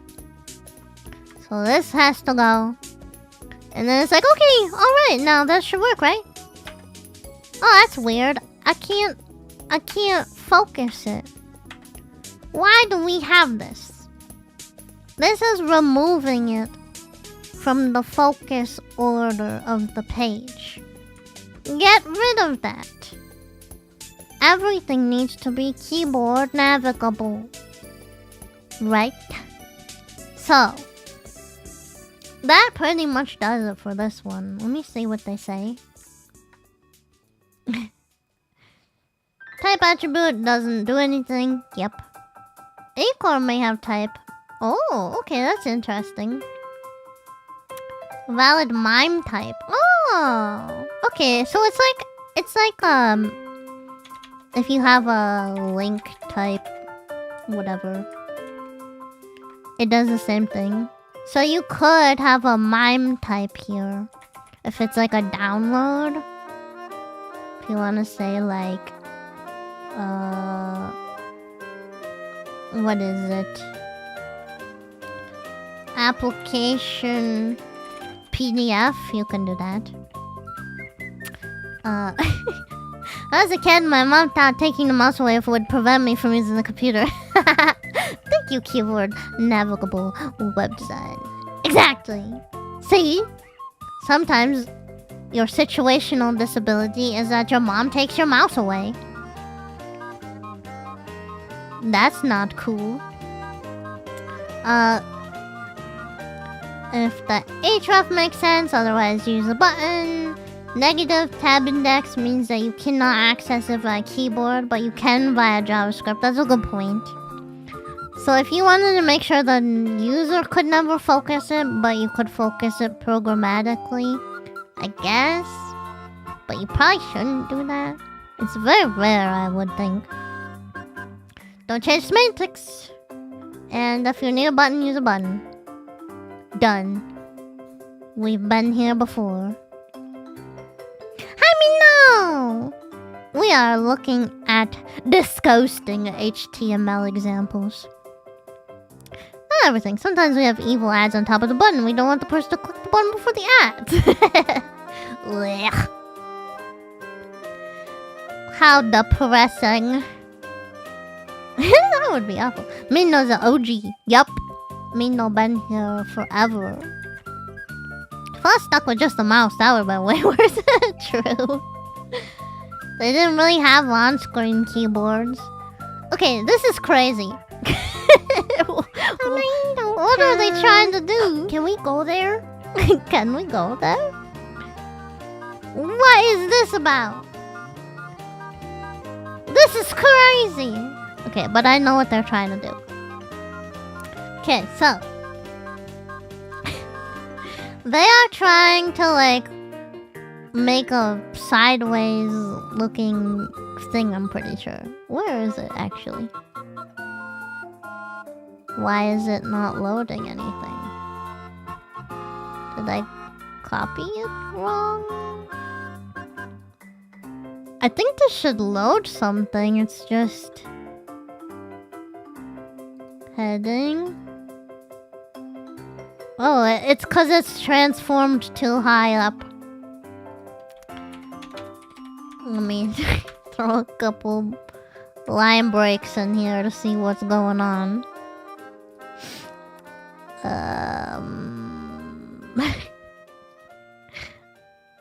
Okay. What the heck?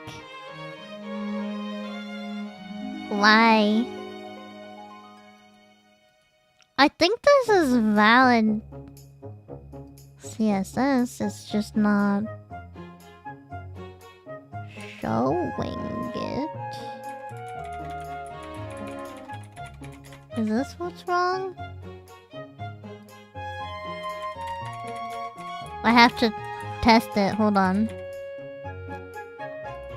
I don't know why you can't see it.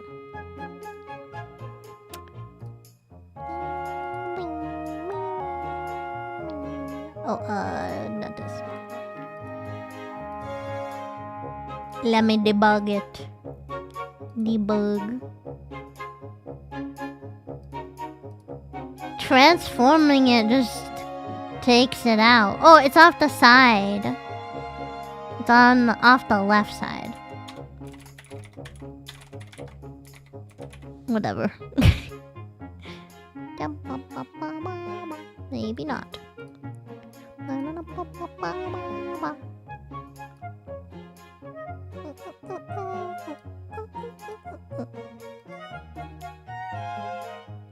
What is happening?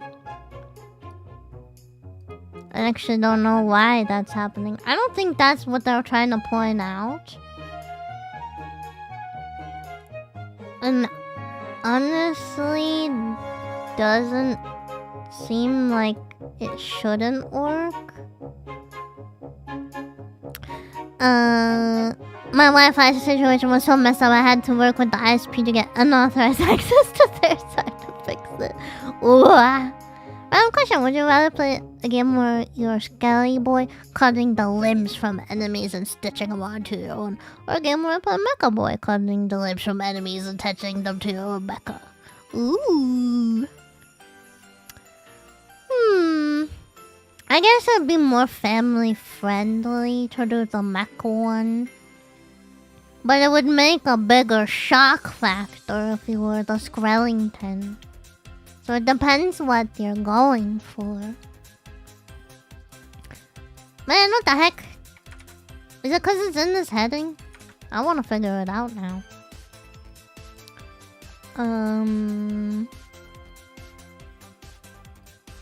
This is very strange. Not because of that.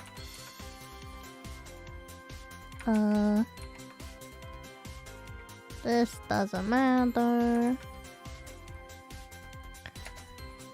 Background.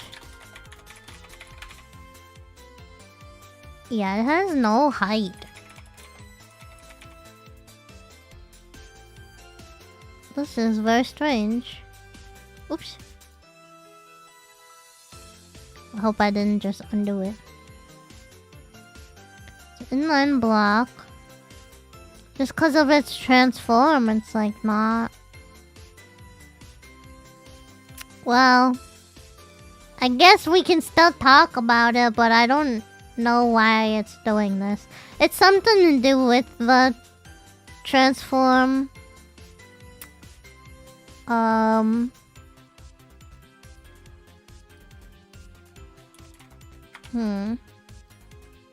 It does bug me, but I don't know for sure what is causing it.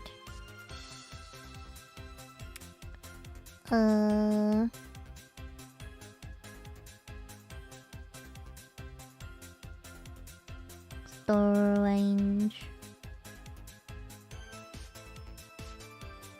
Right. The point for this one was just that, yeah, don't do all these inline styles because they bloat the tree. the DOM tree can hurt your performance if you have a lot of these. Big DOM tree is a big accessibility tree, which is also bad. If the assistive tech is lagging too much to help, that's a big problem. And then obviously, like, put some of this stuff in, like, CSS. Sometimes I hit Twitch randomly cutting off streams. Oh! I'm on your YouTube too. Would you rather be every type of being in your verse or have the experience and control from one specific being in your verse? Like the entire breed of that being. I don't know. Oh my gosh, what if you picked human being and then you had all the experience of every human? Checkmate. This one's dumb.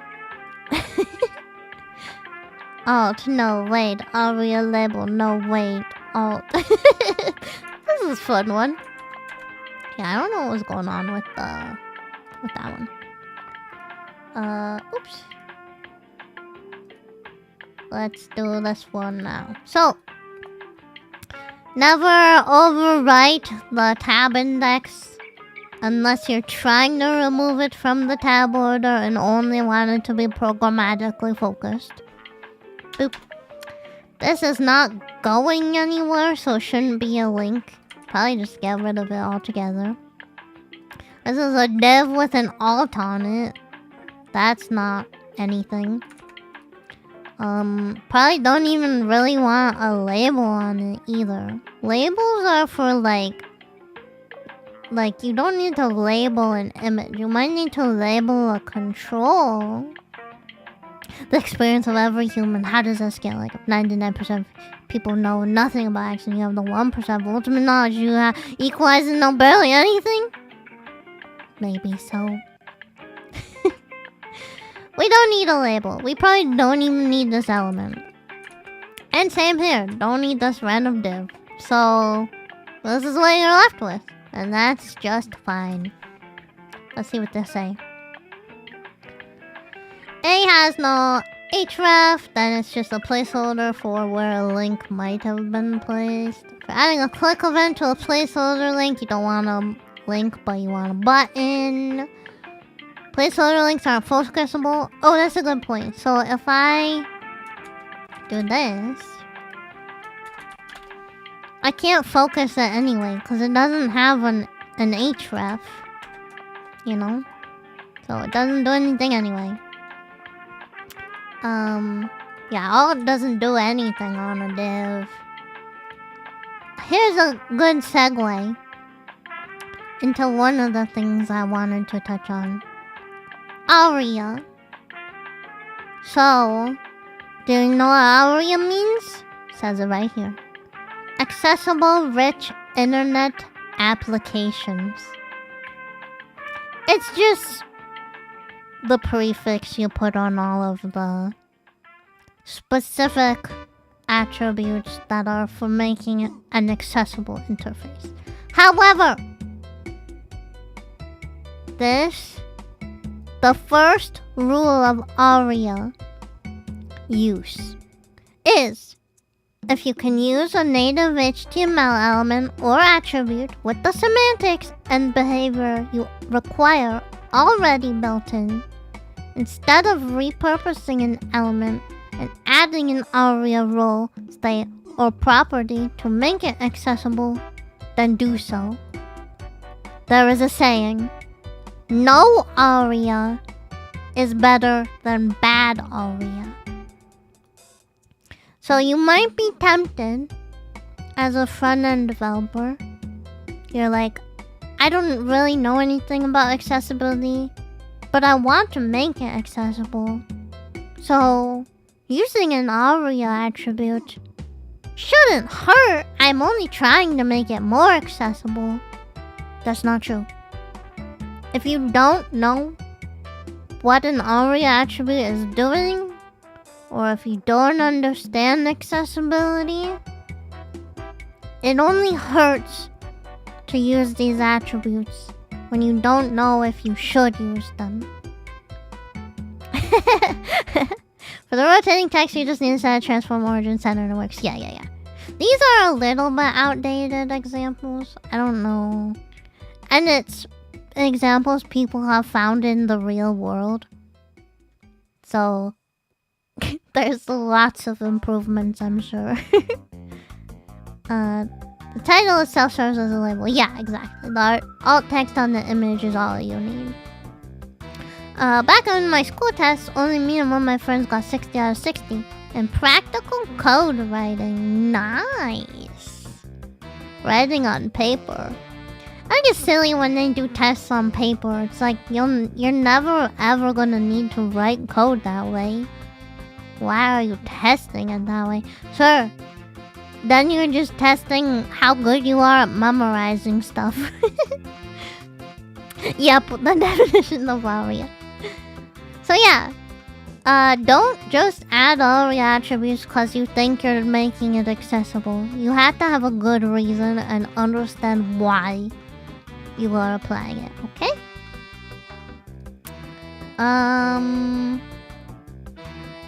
Yeah, I think that covers that one. Inaccessible cards.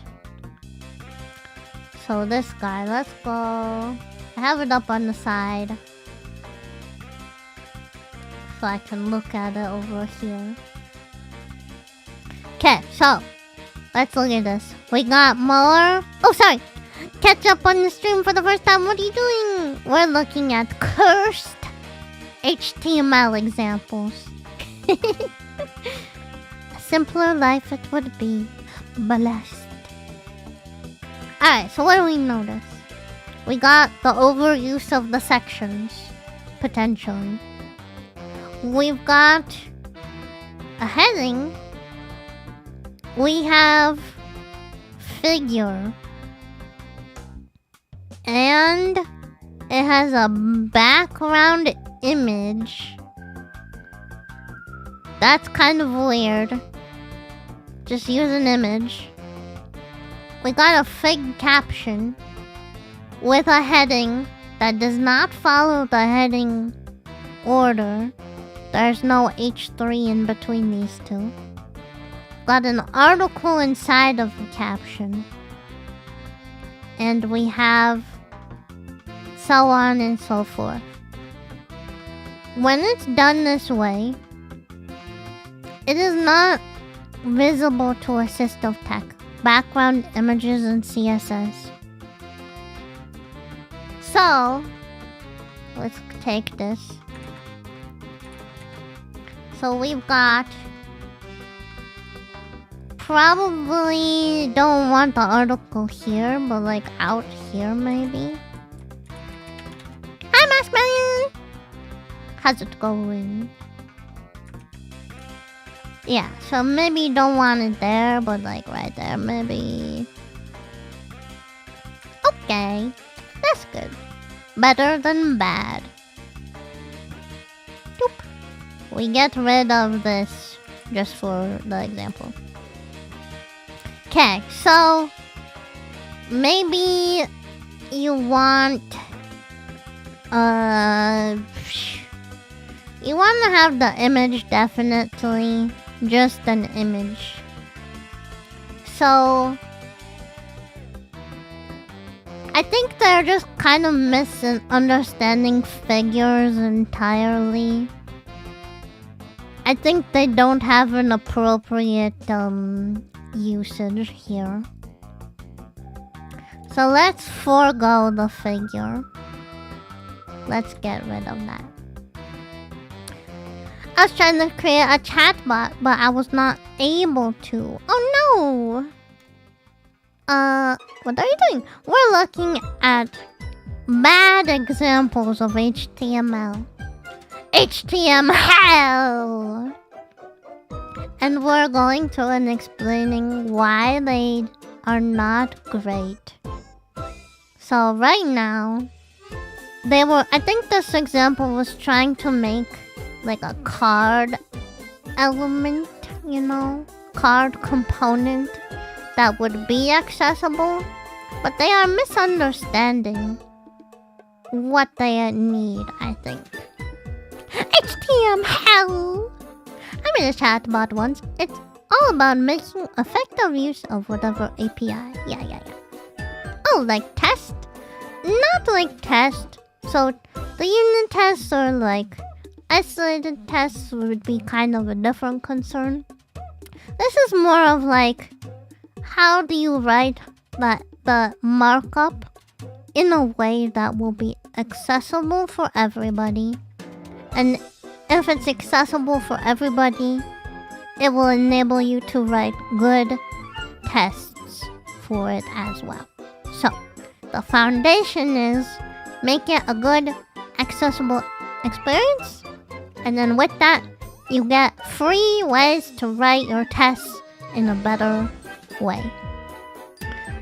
Can we use a link as text? And when we click on that text, it opens something different? You can! Definitely! Not you! The robo is perceiving you. Alright, so maybe what they're thinking is like, we make this the card. We have our heading, but it needs to follow the right structure. So here, my heading.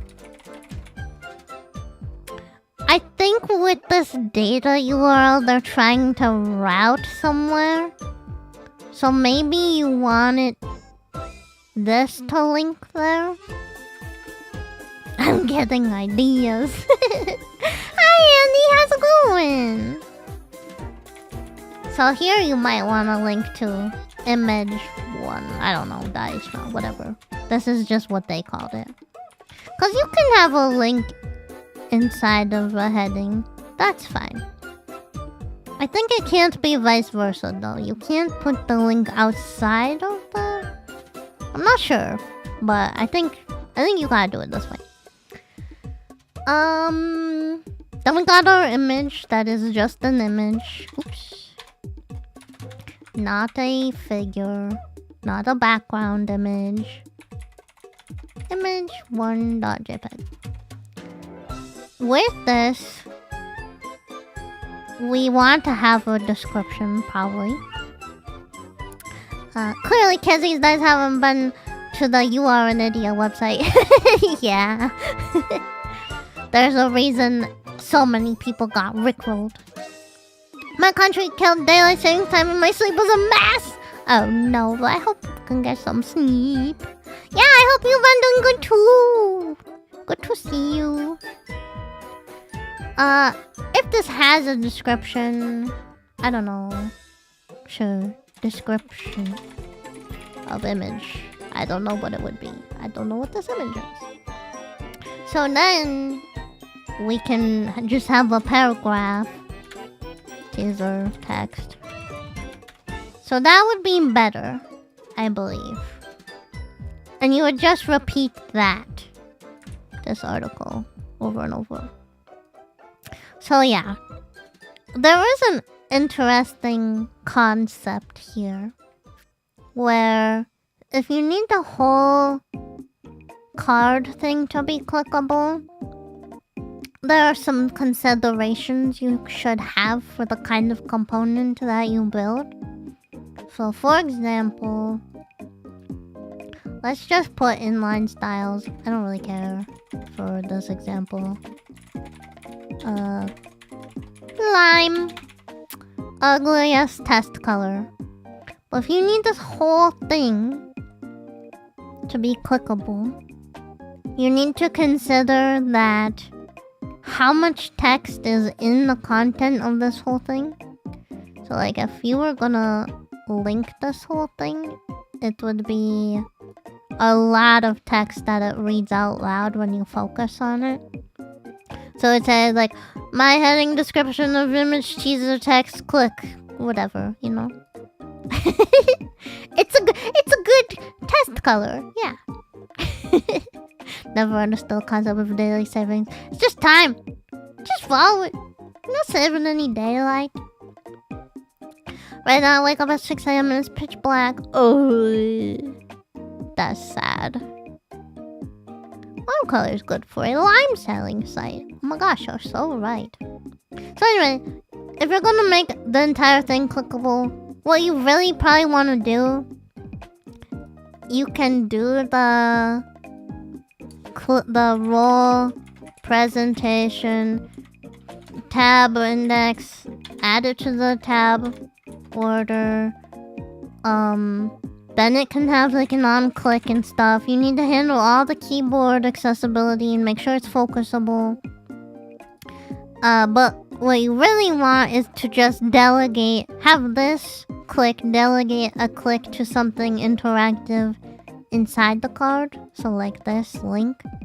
You could have the click on the article card delegate a click to the link inside the card.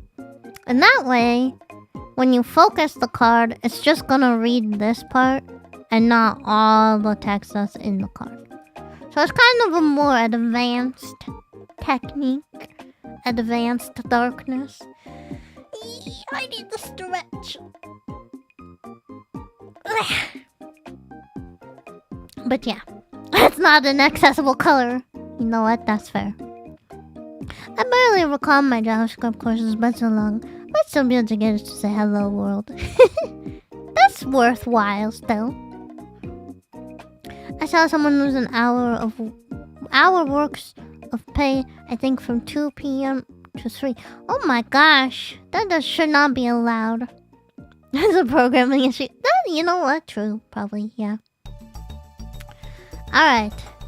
I think we're good on this guy. Main navigation. That's silly. Alright. Get rid of this lime. So here's something interesting.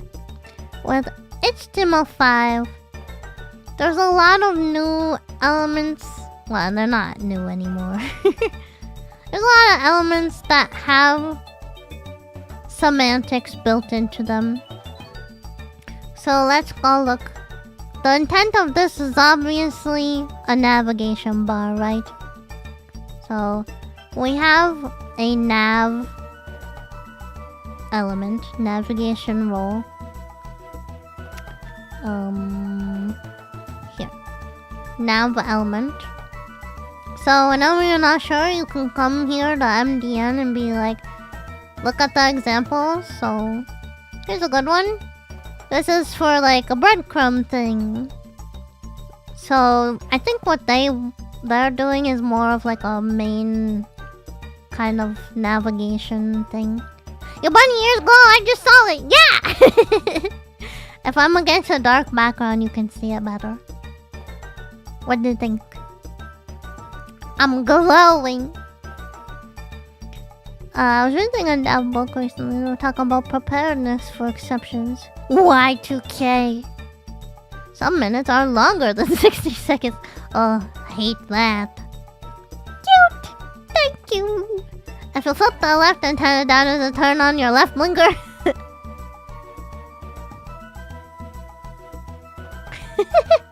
If I go, if I'm sad, they go down. I can be an air traffic controller. Landing. Yeah,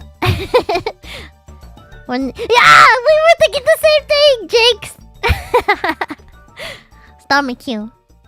Don't make me angry. Wow. I just have my little buns today, though. Storm cloud. Bun. I didn't want to take up too much space today. Works great for concerts too. Yeah. I'm cheering for my Oshis. Always. Alright. Let's go back to this. So, you can prefer to do something like this because this does not have any semantic meaning. It's just a bunch of divs. So you can use the nav element and you can use an unordered list. Oops. And then put each item in a list element. About. Probably you want them to go places too. About.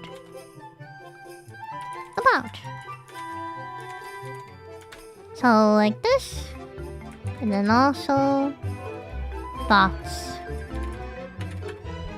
We can update this one. I'm afraid to say it, but you're even Carolyn. Hi! There you go. See? That's better. Because, look at this. Oops. We go here. We look at the tree of accessibility. Generic. About. Nothing. Gives you nothing. If you go here, we have navigation. A list of items with links. See? Way better. Let's see what they have to say about it. I think we covered everything on that, but that was a last resort, right? Now for main navigation, unordered list or ordered list. Yes, screen readers announce the number of items in a list. So, what's this website about, or is it an HTML lesson? It's lessons to learn from. What not to do. HTML!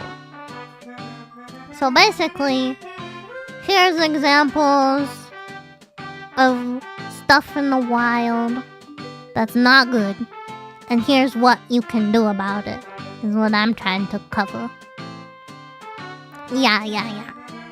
So, we have that covered.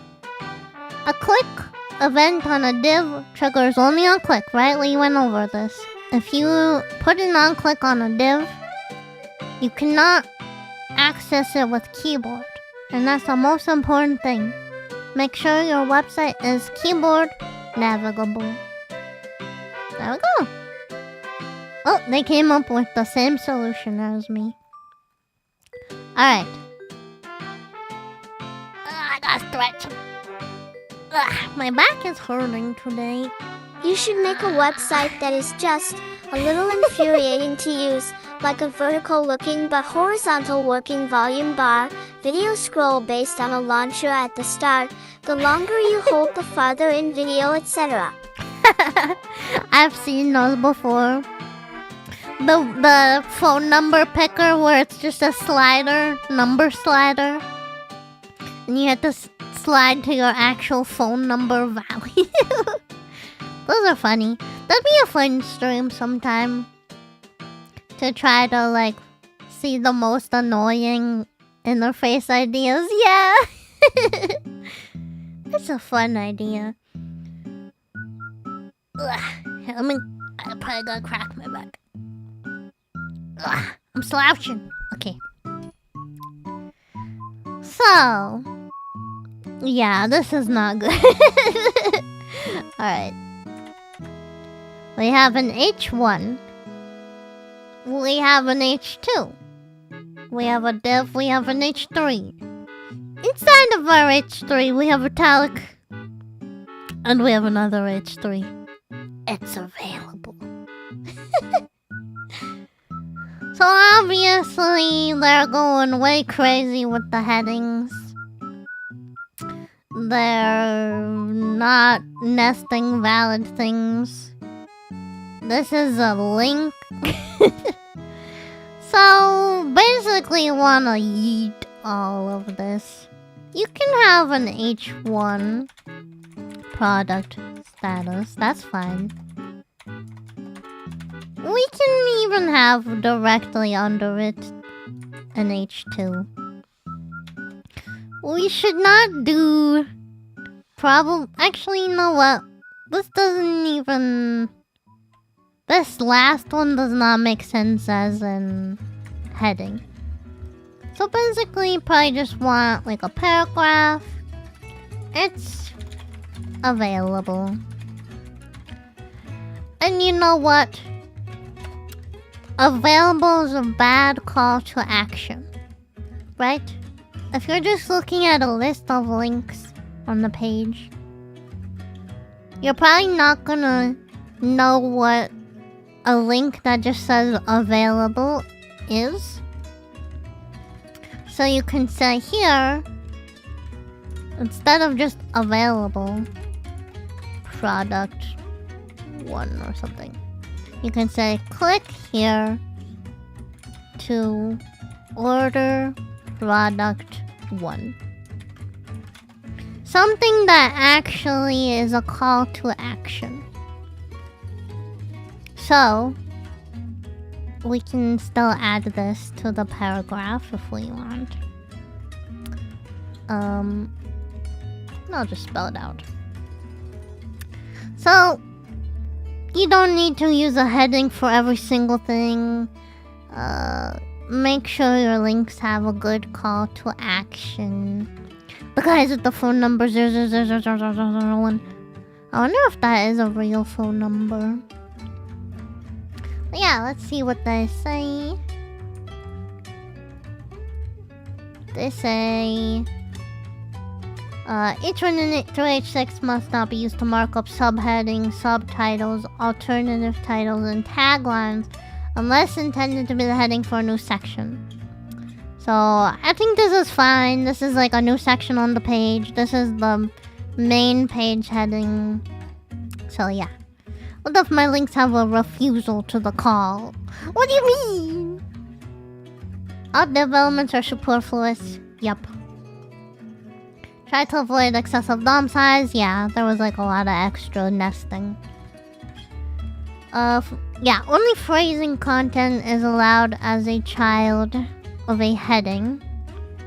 So you cannot nest a div inside of a heading. You can nest a span, but you can't nest a block element. And also you can't nest another heading inside of a heading. This I tag you don't really use anymore. There's no like semantic meaning to it. If you intend for this italic text to be more emphasis, then you can use the emphasis tag em, and that will be. Oh, maybe I'm thinking of it wrong. What is the M? I don't know. Oh, there we go. It was just a blip. Okay, so yeah, if you want to emphasize something, if it actually needs emphasis, you can use the em tag. Don't just use this. Don't just use this to style anything. Use CSS to style, always. Oh! Writing joke about the hero's journey, story, adventure. A refusal to the call. Not sure if that counts as an anti-dark pattern. That's fair. Yeah. No, it's okay. I get it now. Brad is chasing me always. Yeah, so you don't want to use elements just for their styling. If you need to style something, style it. Yeah, they didn't have an href on that. And then if it actually should route, it can be a link, but if it's not routing, it shouldn't be a link. Okay. Yeah, they pretty much did the same thing, but they did change this to a paragraph. I think it's fine this way, though. Yeah, I think it's fine either way. They actually did not make a better call to action. That was on me. But yeah, sometimes designers, they're like, we can't put any more text there. And so you're like, okay, whatever, I guess. You know how it be. This is fun. Moving on. So we have a button with a tab index. Get rid of it. It has an href. Get rid of it. I don't think it should be, yeah. Button, we'll add a type. Type button. Legend is not a valid child of button. I really don't even know what it's trying to do. It's not expanded. Follow get. Yeah. Hi, Sepper, welcome. That sounds like the Claire Obscure. Okay, let's see what they have to say. This is a pretty simple one, I think. So we have here... Oh, I missed one. I skipped one on accident. Yep, Legend's not a child. Allowed as a child of anything other than field set. You don't need tab index. And href is not allowed on the button. Yep, so I didn't even change this part, but... Okay, let's go back to this one. Oh, yeah. There's so many of this one, right? Hi, Fuzzy Dice! We're looking at this site. HTML! A France moment. And what it does is it puts... It's like a wall of shame for HTML. Hi, chill dude! Interesting. Href is not allowed on button. How would you link it? Okay, so good question. If you need something that... No, you're okay. If you need something that looks like a button, but navigates as its primary function, it should always be a link element. So you need to use... If it routes about... If it routes, it needs to be a link. If you need it to look like a button, you need to style it with CSS. So you can say display inline block, background color gray. Like, you can do all the things you need to do. Color black. And like text declaration. Like, you can still make it look like a button, but have it be a link semantically.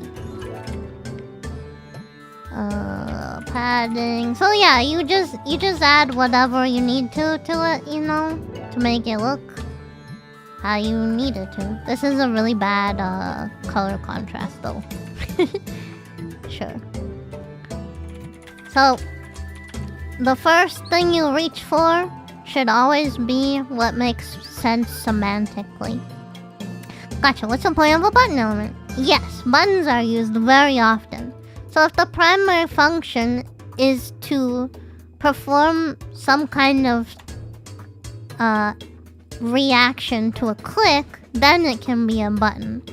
So like, if you needed to open up a pop-up on the same page and it doesn't route at all, then you can use button like this, click to view the login form or something like that. So that you're not routing, you're just reacting to user input. And there's also another very important one that's used all the time. Say you had a login form. So you have a form, make sure to put your method post on it. And you can say like, you know, all your login stuff, and then button submit, and then you can say submit form. Like, so buttons are used for forms all the time. That's how you make forms. You could use appearance button. Oh, that's probably true, yeah. I have not done that. Let me see. Does that work? Is this like a standard? Let me see. Appearance, auto. I think this is... Oh no, it's widely available. This is like a newer one that I haven't used, so thank you for the suggestion. I don't see how you use it though. Platform specific. Does Chrome need a different thing?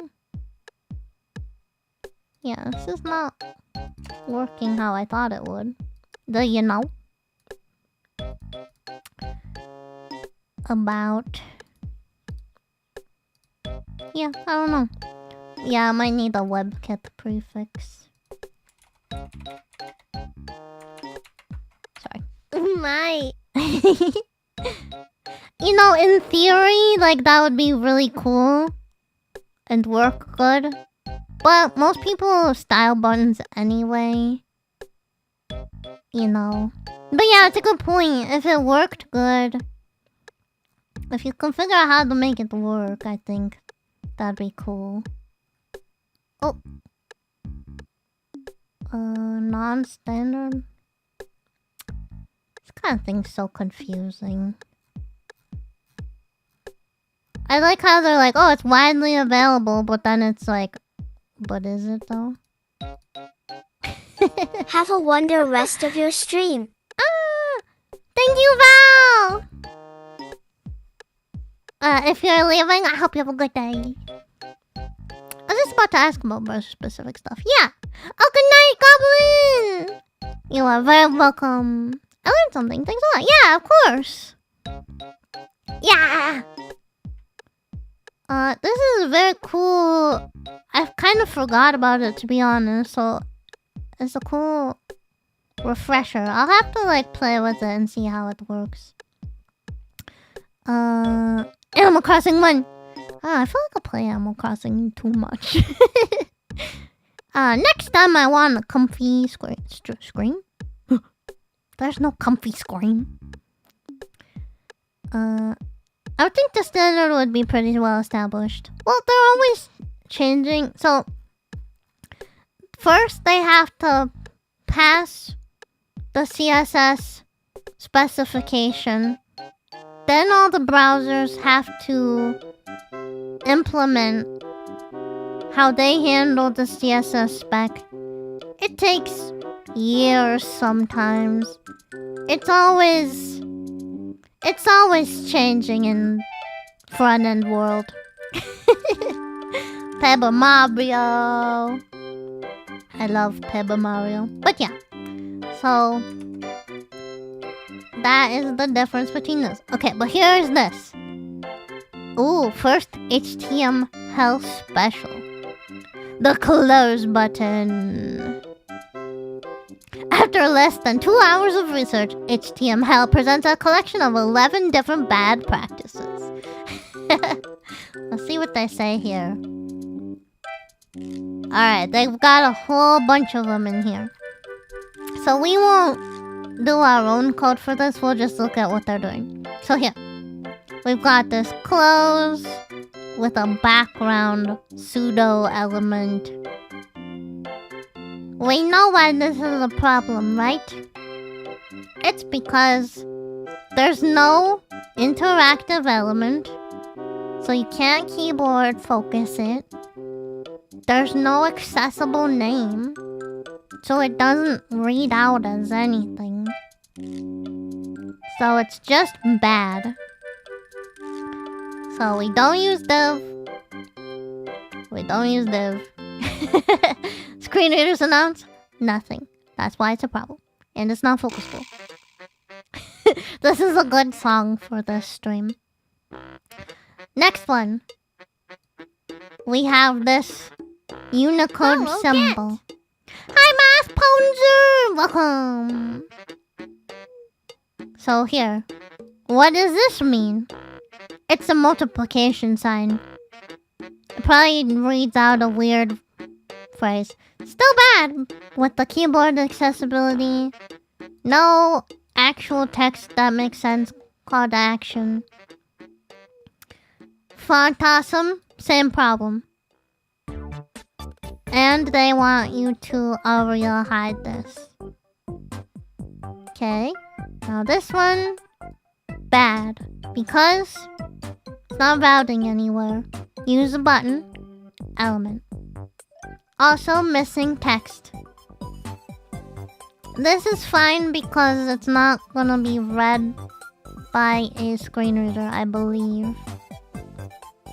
Screen readers may announce. Okay, so usually it depends. You probably want to ARIA hide it if you need to make sure that it's not read out loud.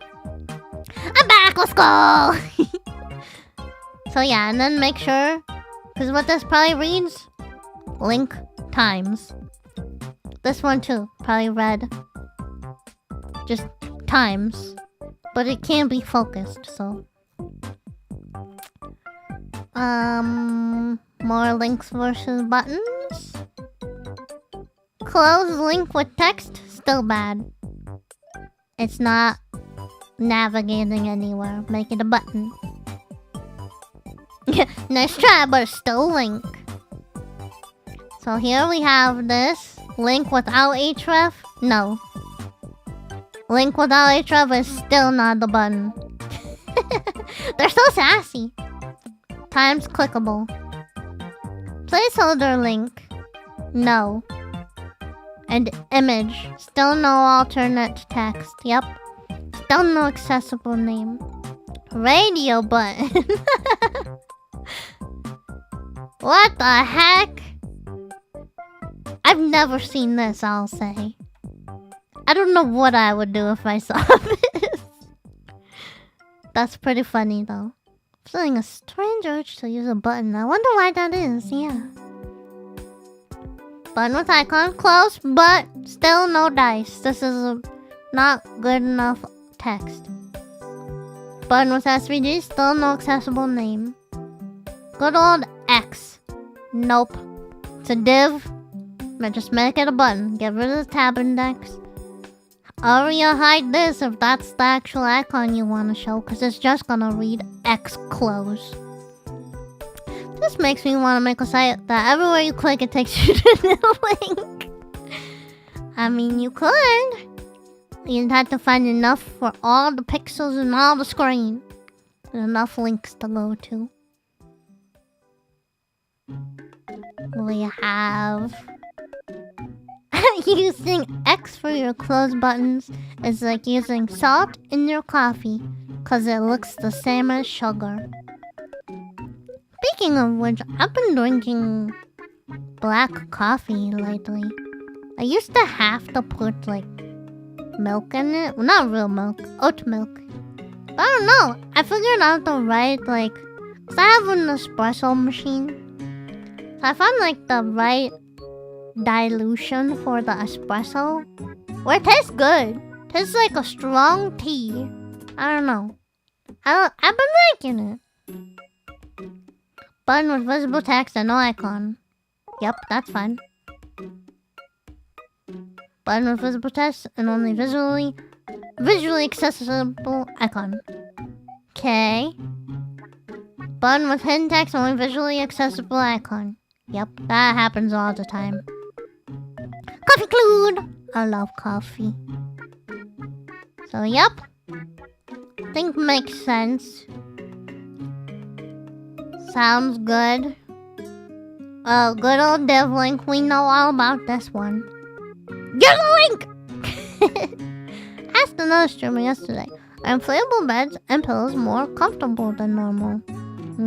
I don't think so.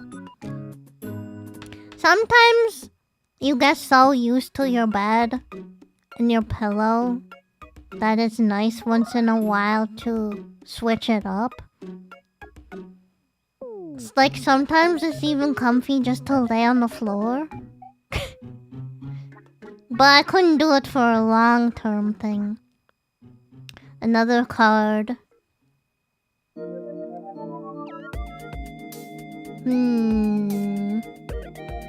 We have this SVG that probably should be hidden. We have a link that has a whole bunch of stuff in it. A paragraph that's not a paragraph.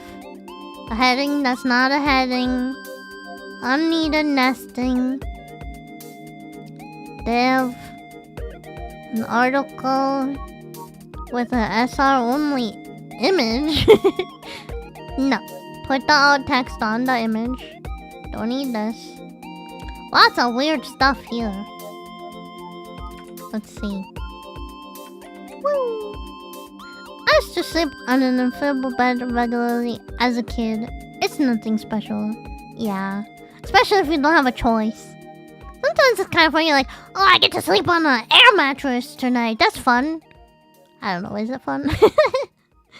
When you're traveling or something.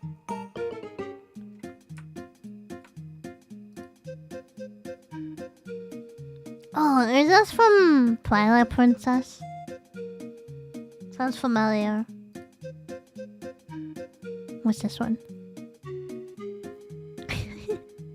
Yeah, Twilight Princess. Your mom's coding. Ow! Oops. Burn. Alright. Oh, snap!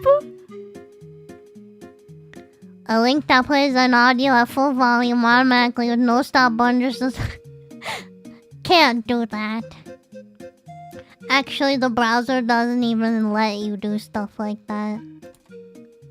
It has to be user initiated, so I guess maybe I don't think it can be a link. I think it has to be a button that could actually harm people. Yeah, that too. Yup.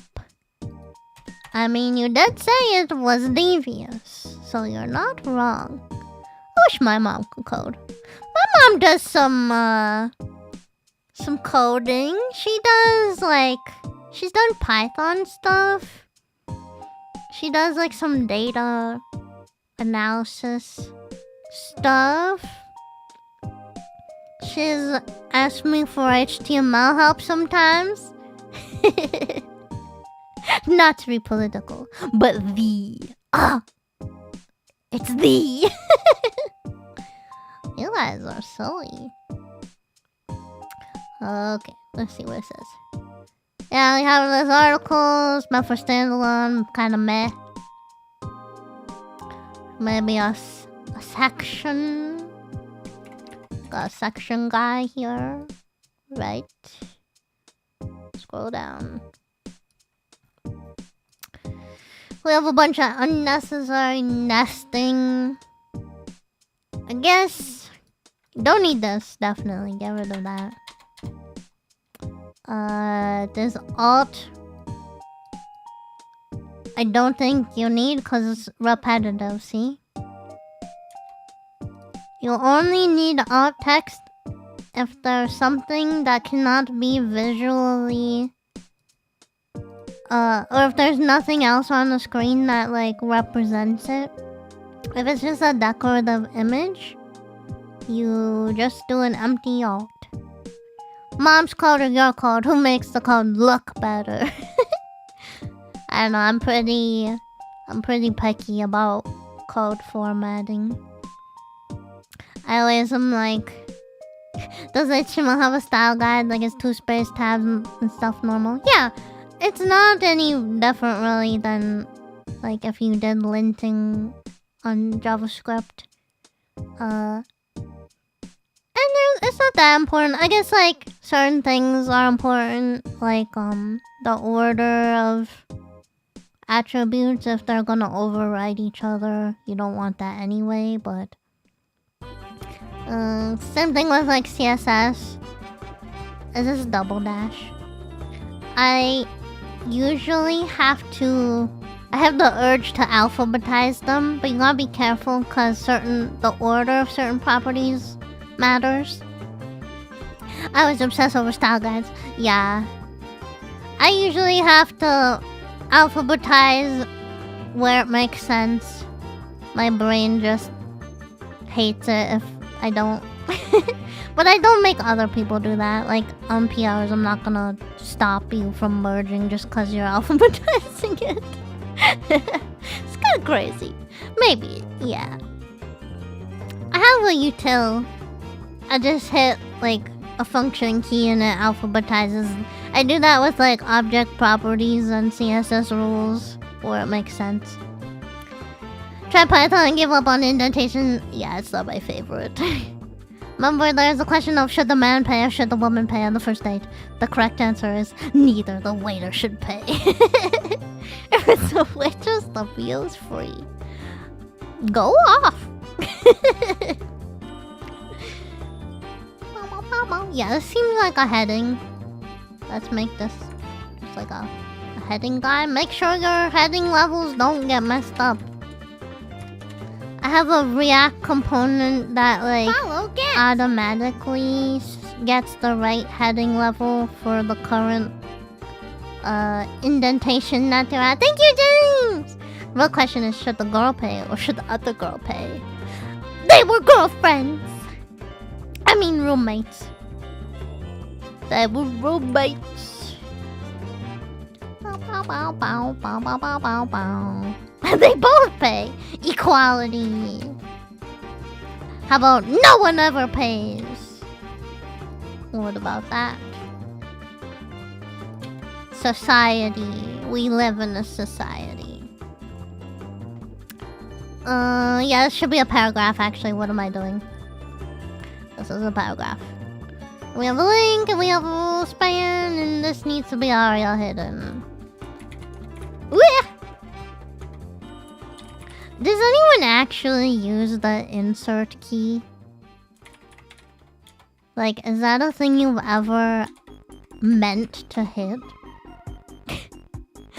Why are pinky toe cramps so painful and not pain like it's stuck in some state of frozen batter? Probably because the spasms hurt. I think that should be good for how to fix this. Yeah, that seems good. This is so bloopy. I haven't ever used the insert key. Oh, maybe Vim, yeah. Maybe. I never have either. And I'm not a Vim girl. I think I'll never be a Vim girl. It's so intimidating. Placeholder is not labeled. This is very important. Actually, I was gonna... Nope. Very important. This could be very misunderstood by a lot of people. Right? So you get these, you're like, oh yeah, I see this all the time where you click on it and then the label like shifts up. This is not how you make that kind of input. So, placeholder text should only be a hint to the kind of data you're expecting in this field. So if you wanted a placeholder and you wanted to give an example of a name, like you might put like, oh, John placeholder. You still need a real label. And the reason is, if you start typing in here, so let's just say the label was here. Once you start typing, if you didn't have the other label, you might be like, wait, what was this field for? Like, you had to remember what the label was. So it's very bad. You should never use a placeholder as a label. You should always use placeholder what it's for, which is like an example of the field value that you're expecting. It's not for everyone. Instead of living in high school, yeah, that makes sense. John placeholder is my uncle's name. I'm sorry, Mr. Placeholder. If a button is given, someone in the world is using it. Potentially. Yeah, so this is a very good point. Make sure never to do that. To do the floating label thing, it's really a whole bunch of CSS actually. My fingers are so stuck on the walls that I can't let go of these keys even while typing. You're such a gamer! Terminal gamer syndrome. So we got this again, right? Bad. Already bad. We got a link, we got a type button, we got a tab index, we got a roll link. What is even happening here? There's so much wrong. And remember, these are real world examples that have been found. This is crazy. This is...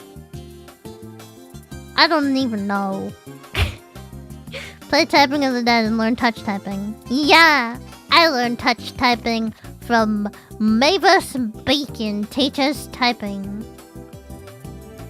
Back in the day. I don't know what they're trying to do with this. Span. Get out of here, Span. I had the Typing Master app, but it didn't work for me. I'll try these, but what's touch typing? Touch typing is not looking at the keys while you type. I don't know. Is it more common that people touch type or that they don't? Which one's more common now? So sign up. Aria hidden. This is bad. Roll image. Why? No. This is fun just the way it is, as long as it's hidden. Yeah. I guess I would leave it like that. I wouldn't even use an I. It's kind of whatever, but... Let's see what they say.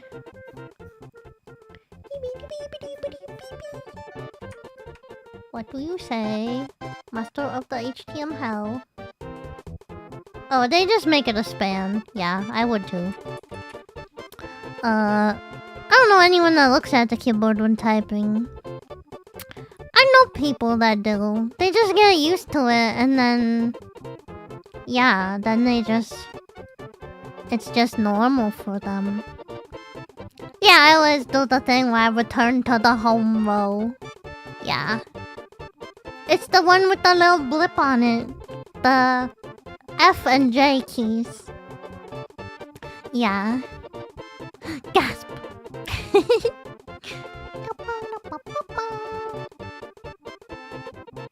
Yeah, just this is fine. External link. I guess you could. You could have in here too. I don't know. I just wouldn't even do this, I guess. Shouldn't be Aria hidden actually, now that I look at it. It should be like... Label is... Opens a new tab or something like that. Or I don't know, whatever. Yeah. Some very classic bad examples. Oh! Another special. Well, now you know me. I looked at it. Get practicing. I remember computer labs where they teach kids. Yeah, I did the Mavis Beacon. Yeah. After 1 hour of research. 1 hour. Hey, Mom! Burger button. What is it? The trigram for heaven. Delicious. Semantic burger. No text. Just a bunch of generic elements. Disgusting. Not accessible. Can't keyboard access it. Yep, bad. Image with no alt text. Follow get. Hi, Mr. Marshall. Welcome. SVG is bad because stuff inside it can be focused. Probably want still it has to be a button. Yeah. Almost burger. Still no alternative text. Placeholder link, bad. Feel like it's a lot of the same stuff. So you know what? You can make a lot of progress just by not knowing when to use a button or a link. Cause but Mario teaches typing. I was wondering about that. Maybe I'd play it as a funny shitpost game. Yo! Welcome back, Louise. Alright, let's move on, because this one is pretty much the same stuff we've already... What the heck? I mean, this one... H6. H6, H6, H6. This should be a list. Unordered list with a heading. Talks about US history in a very dry and unfiltered way. Maybe I'll look into it. But not spoil myself too much. Some people call me Miss... Oh! I understand now. You are Mr. Marshall. Okay. I'll be right back, King. Boom!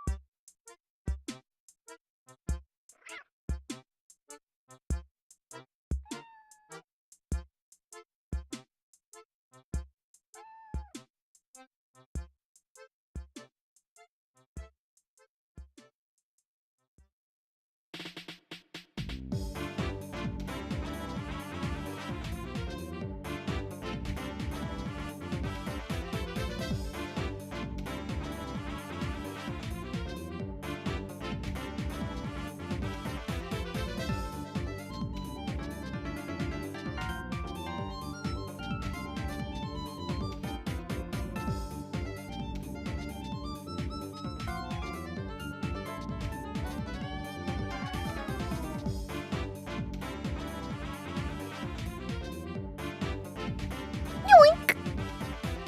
Okay, sorry, I had to go get some medicine because my back's hurting. We'll probably just kind of speed run the rest of these, maybe. Boom!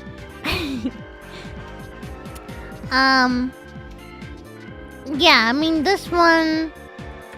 Speed run! This one, we're gonna have unordered list. These are gonna be list instead. And I don't know, maybe this heading makes sense. But yeah, obviously also these would be links to wherever. That would be how you should do it. They shouldn't be a bunch of headings. Done. Alright, this one. Oh, this is interesting. So, sometimes the ARIA stuff around alerts is kind of confusing. There's different elements that you can use that are semantic for roles. So let's go here. Let's go to role and let's do alert. Oops, it's all the way up here. Alert role. So there are some semantic alert elements. But usually I see people using this role alert or the polite status. So here, let's see. Yeah, so you can say the aria live and then how aggressive it should be. Status is like a polite one. They have an implicit polite value. But yeah, depending on how much you need it to interrupt, you should not use it a lot. The way they have this wouldn't interrupt a lot, but it would always appear that it was loading something. I want to see what they say about this one too. Where is this? Right here. First of all, I mean, they're changing the semantic element. That's not good. What's an easy way to get a website up on the internet so you can access it? Yeah, GitHub's a good one. I really like Netlify too. They've always been really good. And they have a really generous, like, free plan. Either one of those. You can still have your stuff on GitHub and deploy it on Netlify too. I don't know, I just really like Netlify.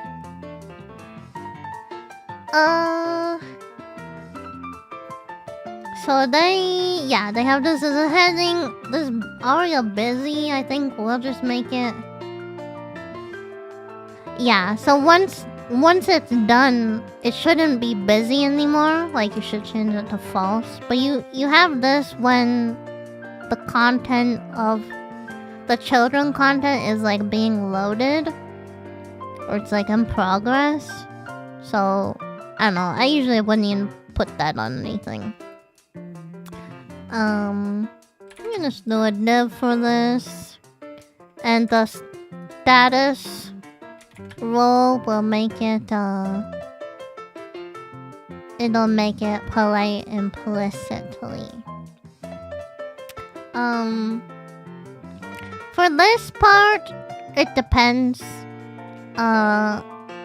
It would be better to always have a consistent experience. So you wouldn't want this to be SR only. Ideally, all users should see it. You can say like, I don't know, it says done. On the example here, it says changes saved. So let's do that. If I host on my device, how do I know which ports to forward? I would caution against that. There's too many like security implications that you could mess up really easy if you're trying to host it yourself. If you're trying to learn, then yeah, you can figure it all out, but glitch is also super simple for just getting started. Oh, I haven't heard of that one, but yeah, give it a chance. You have to use Node and set the port there.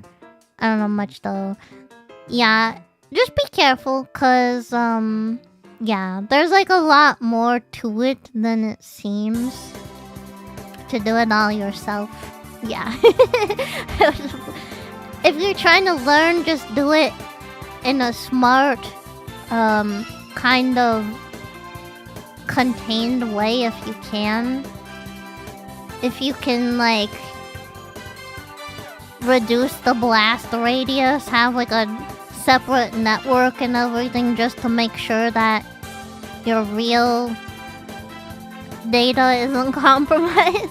But I mean, if you're just trying to get a website up, yeah, just do the GitHub one.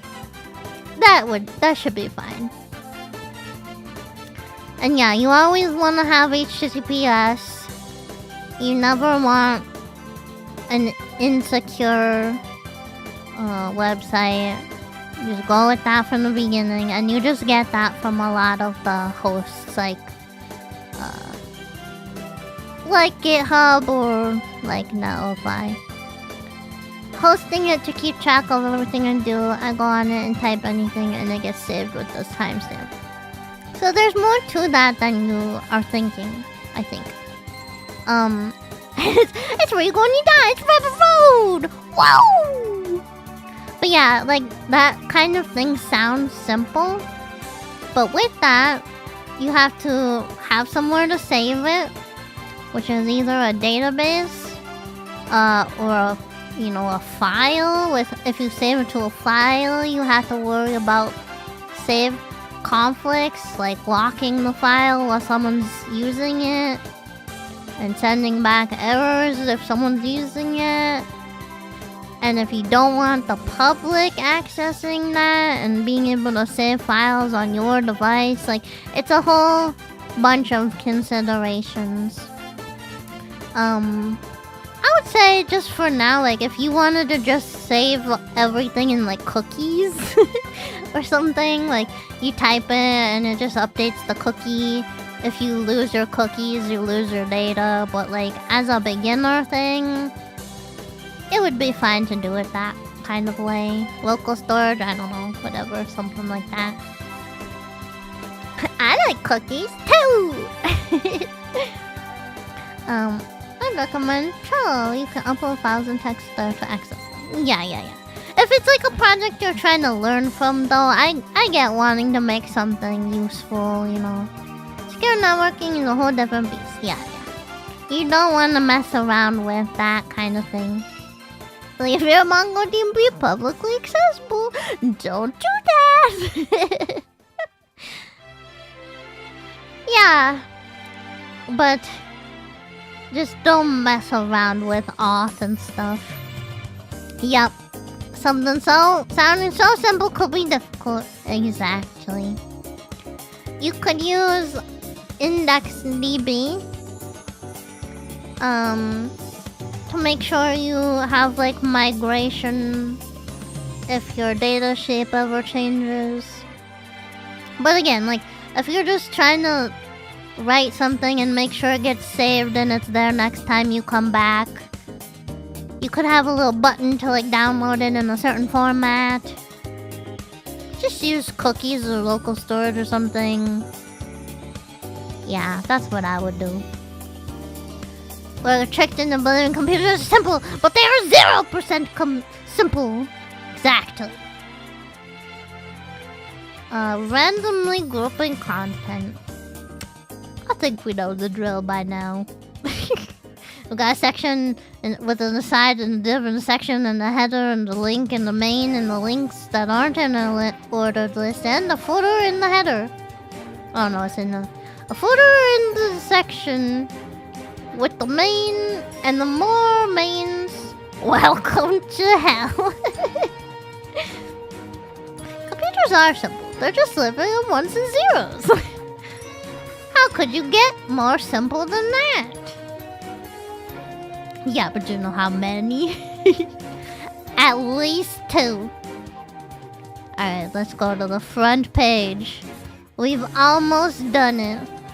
Bullet list. Alright guys, what's wrong with this? Do you know? It's the semantics. It's an unordered list. Just use an unordered list. HTML. Also, we could use the thing we talked about earlier. The abbreviation hypertext markup language. HTML. We could use that, right? And we can do the same thing for CSS. cascading style sheets. CSS. And JavaScript. Don't need an abbreviation for JavaScript unless we did JS. I saw somewhere people who make CPU say that even they don't know what's happening. So that's a perfectly normal list. JavaScript is goated, and I'm saying, yes! Thank you! You know what? I agree. So many people dunk on JavaScript, but look at what it's given us. Literally, almost everything on the internet. HTML and CSS also, but, you know, we respect it. In this house. It's like people who come in for like a job interview, and it's like some of our projects have jQuery still, and they're like, oh, disgusting. It's like, bro, do you even know how much of the web is held up by jQuery? You disrespect something that was so necessary at the time. You disrespect it when it's given us so much. You don't look at the history. You just look at it now. You coward. Weakly typed languages are kinda evil. Yeah, I can admit it. If it ain't broke, introduce the latest JavaScript framework. Plenty of people would say. Yeah, that's the saying. I've heard that before, yeah. More times than I can count. JavaScript has some really weird automatic behavior sometimes for type conversions. Absolutely.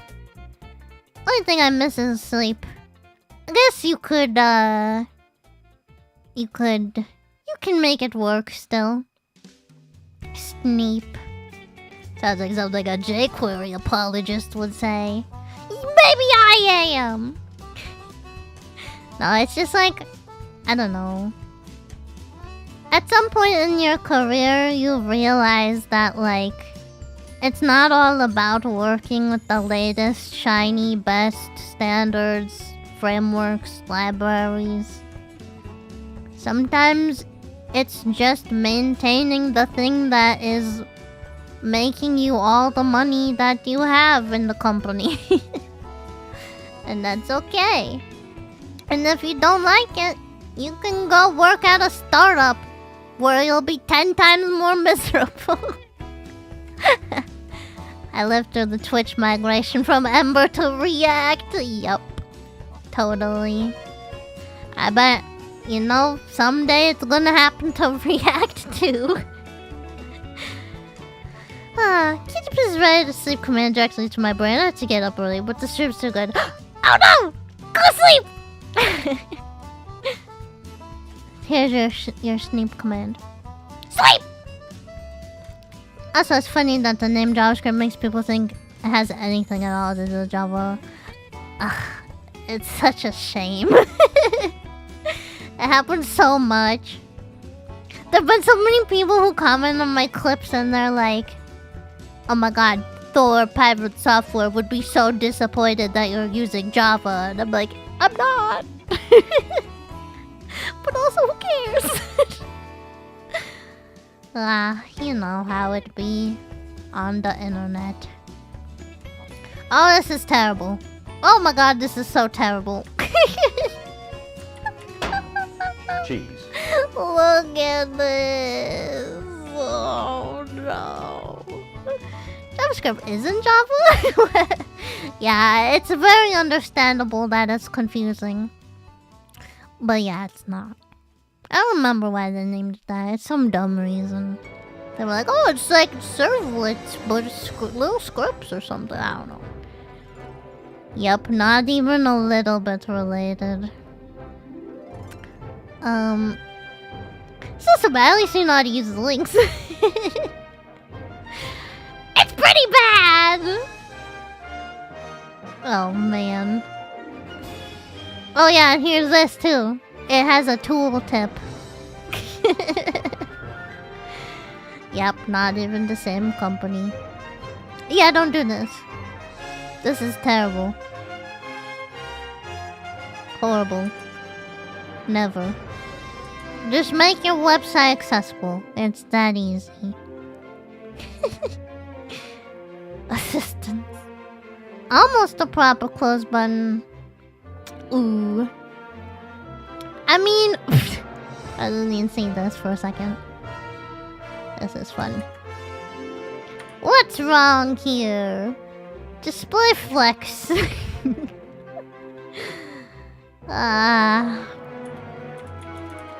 Let's fix it.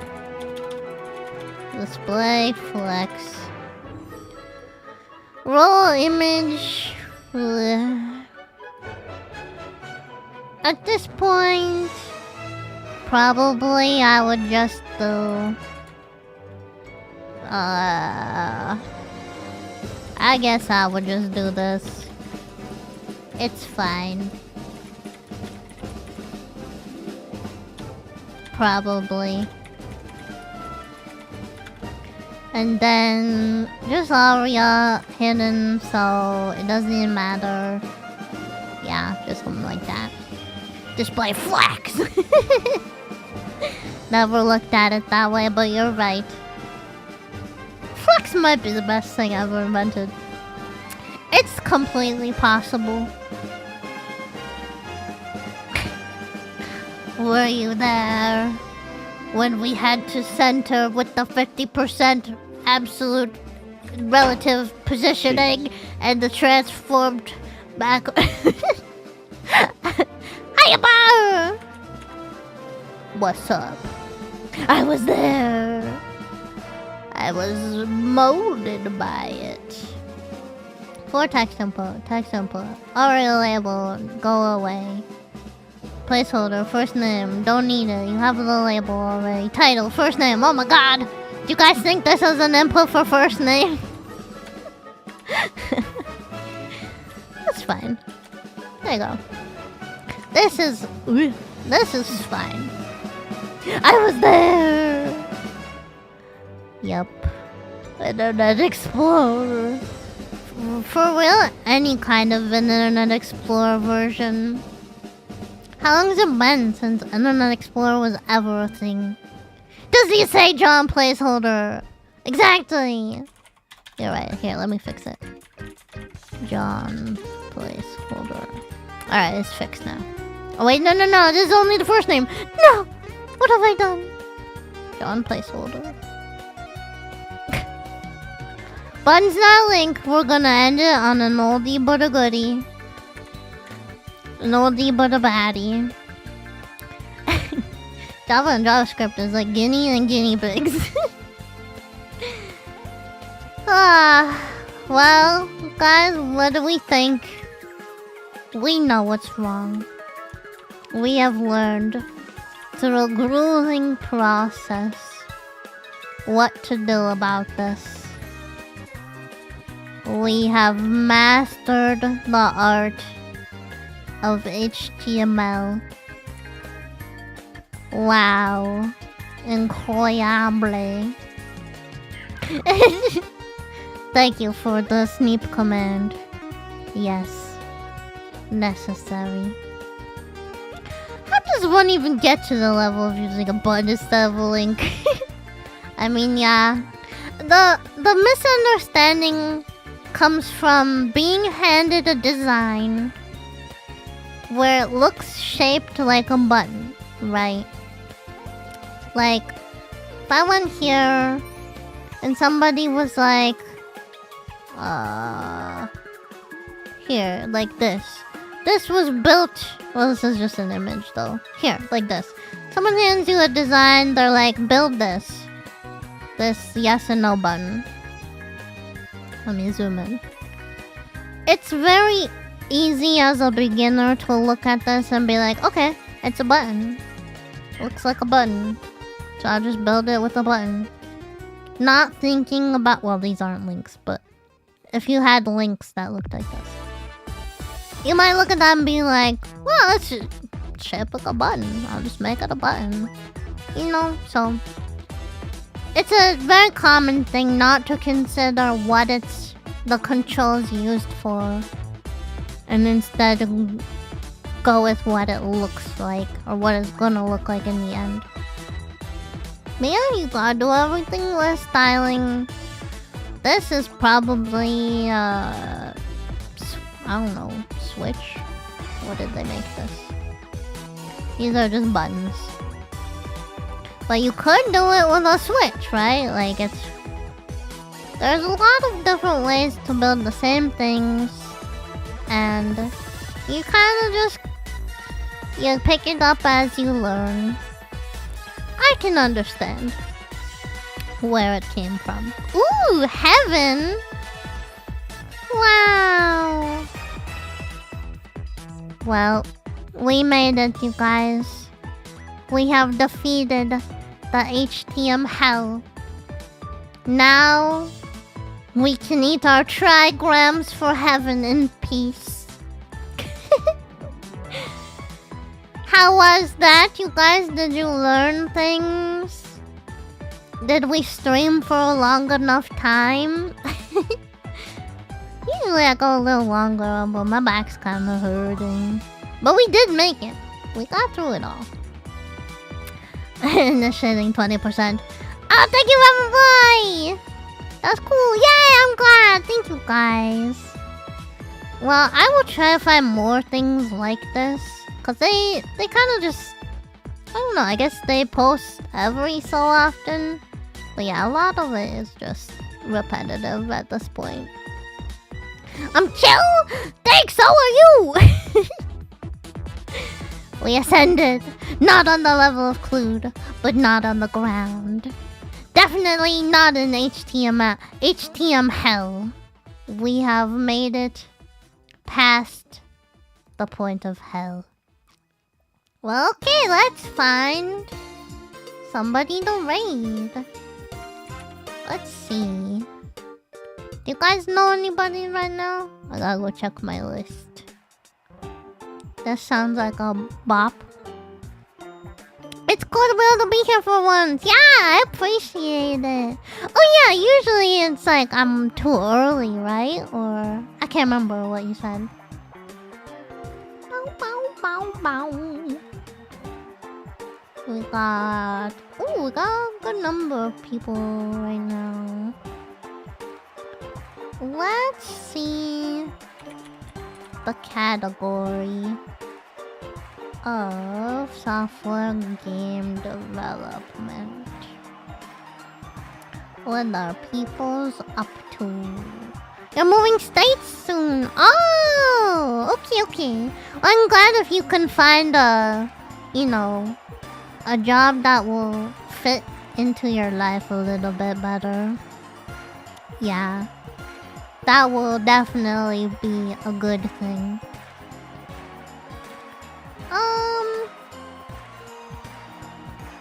Do you guys want to go raid somebody who is streaming rigging?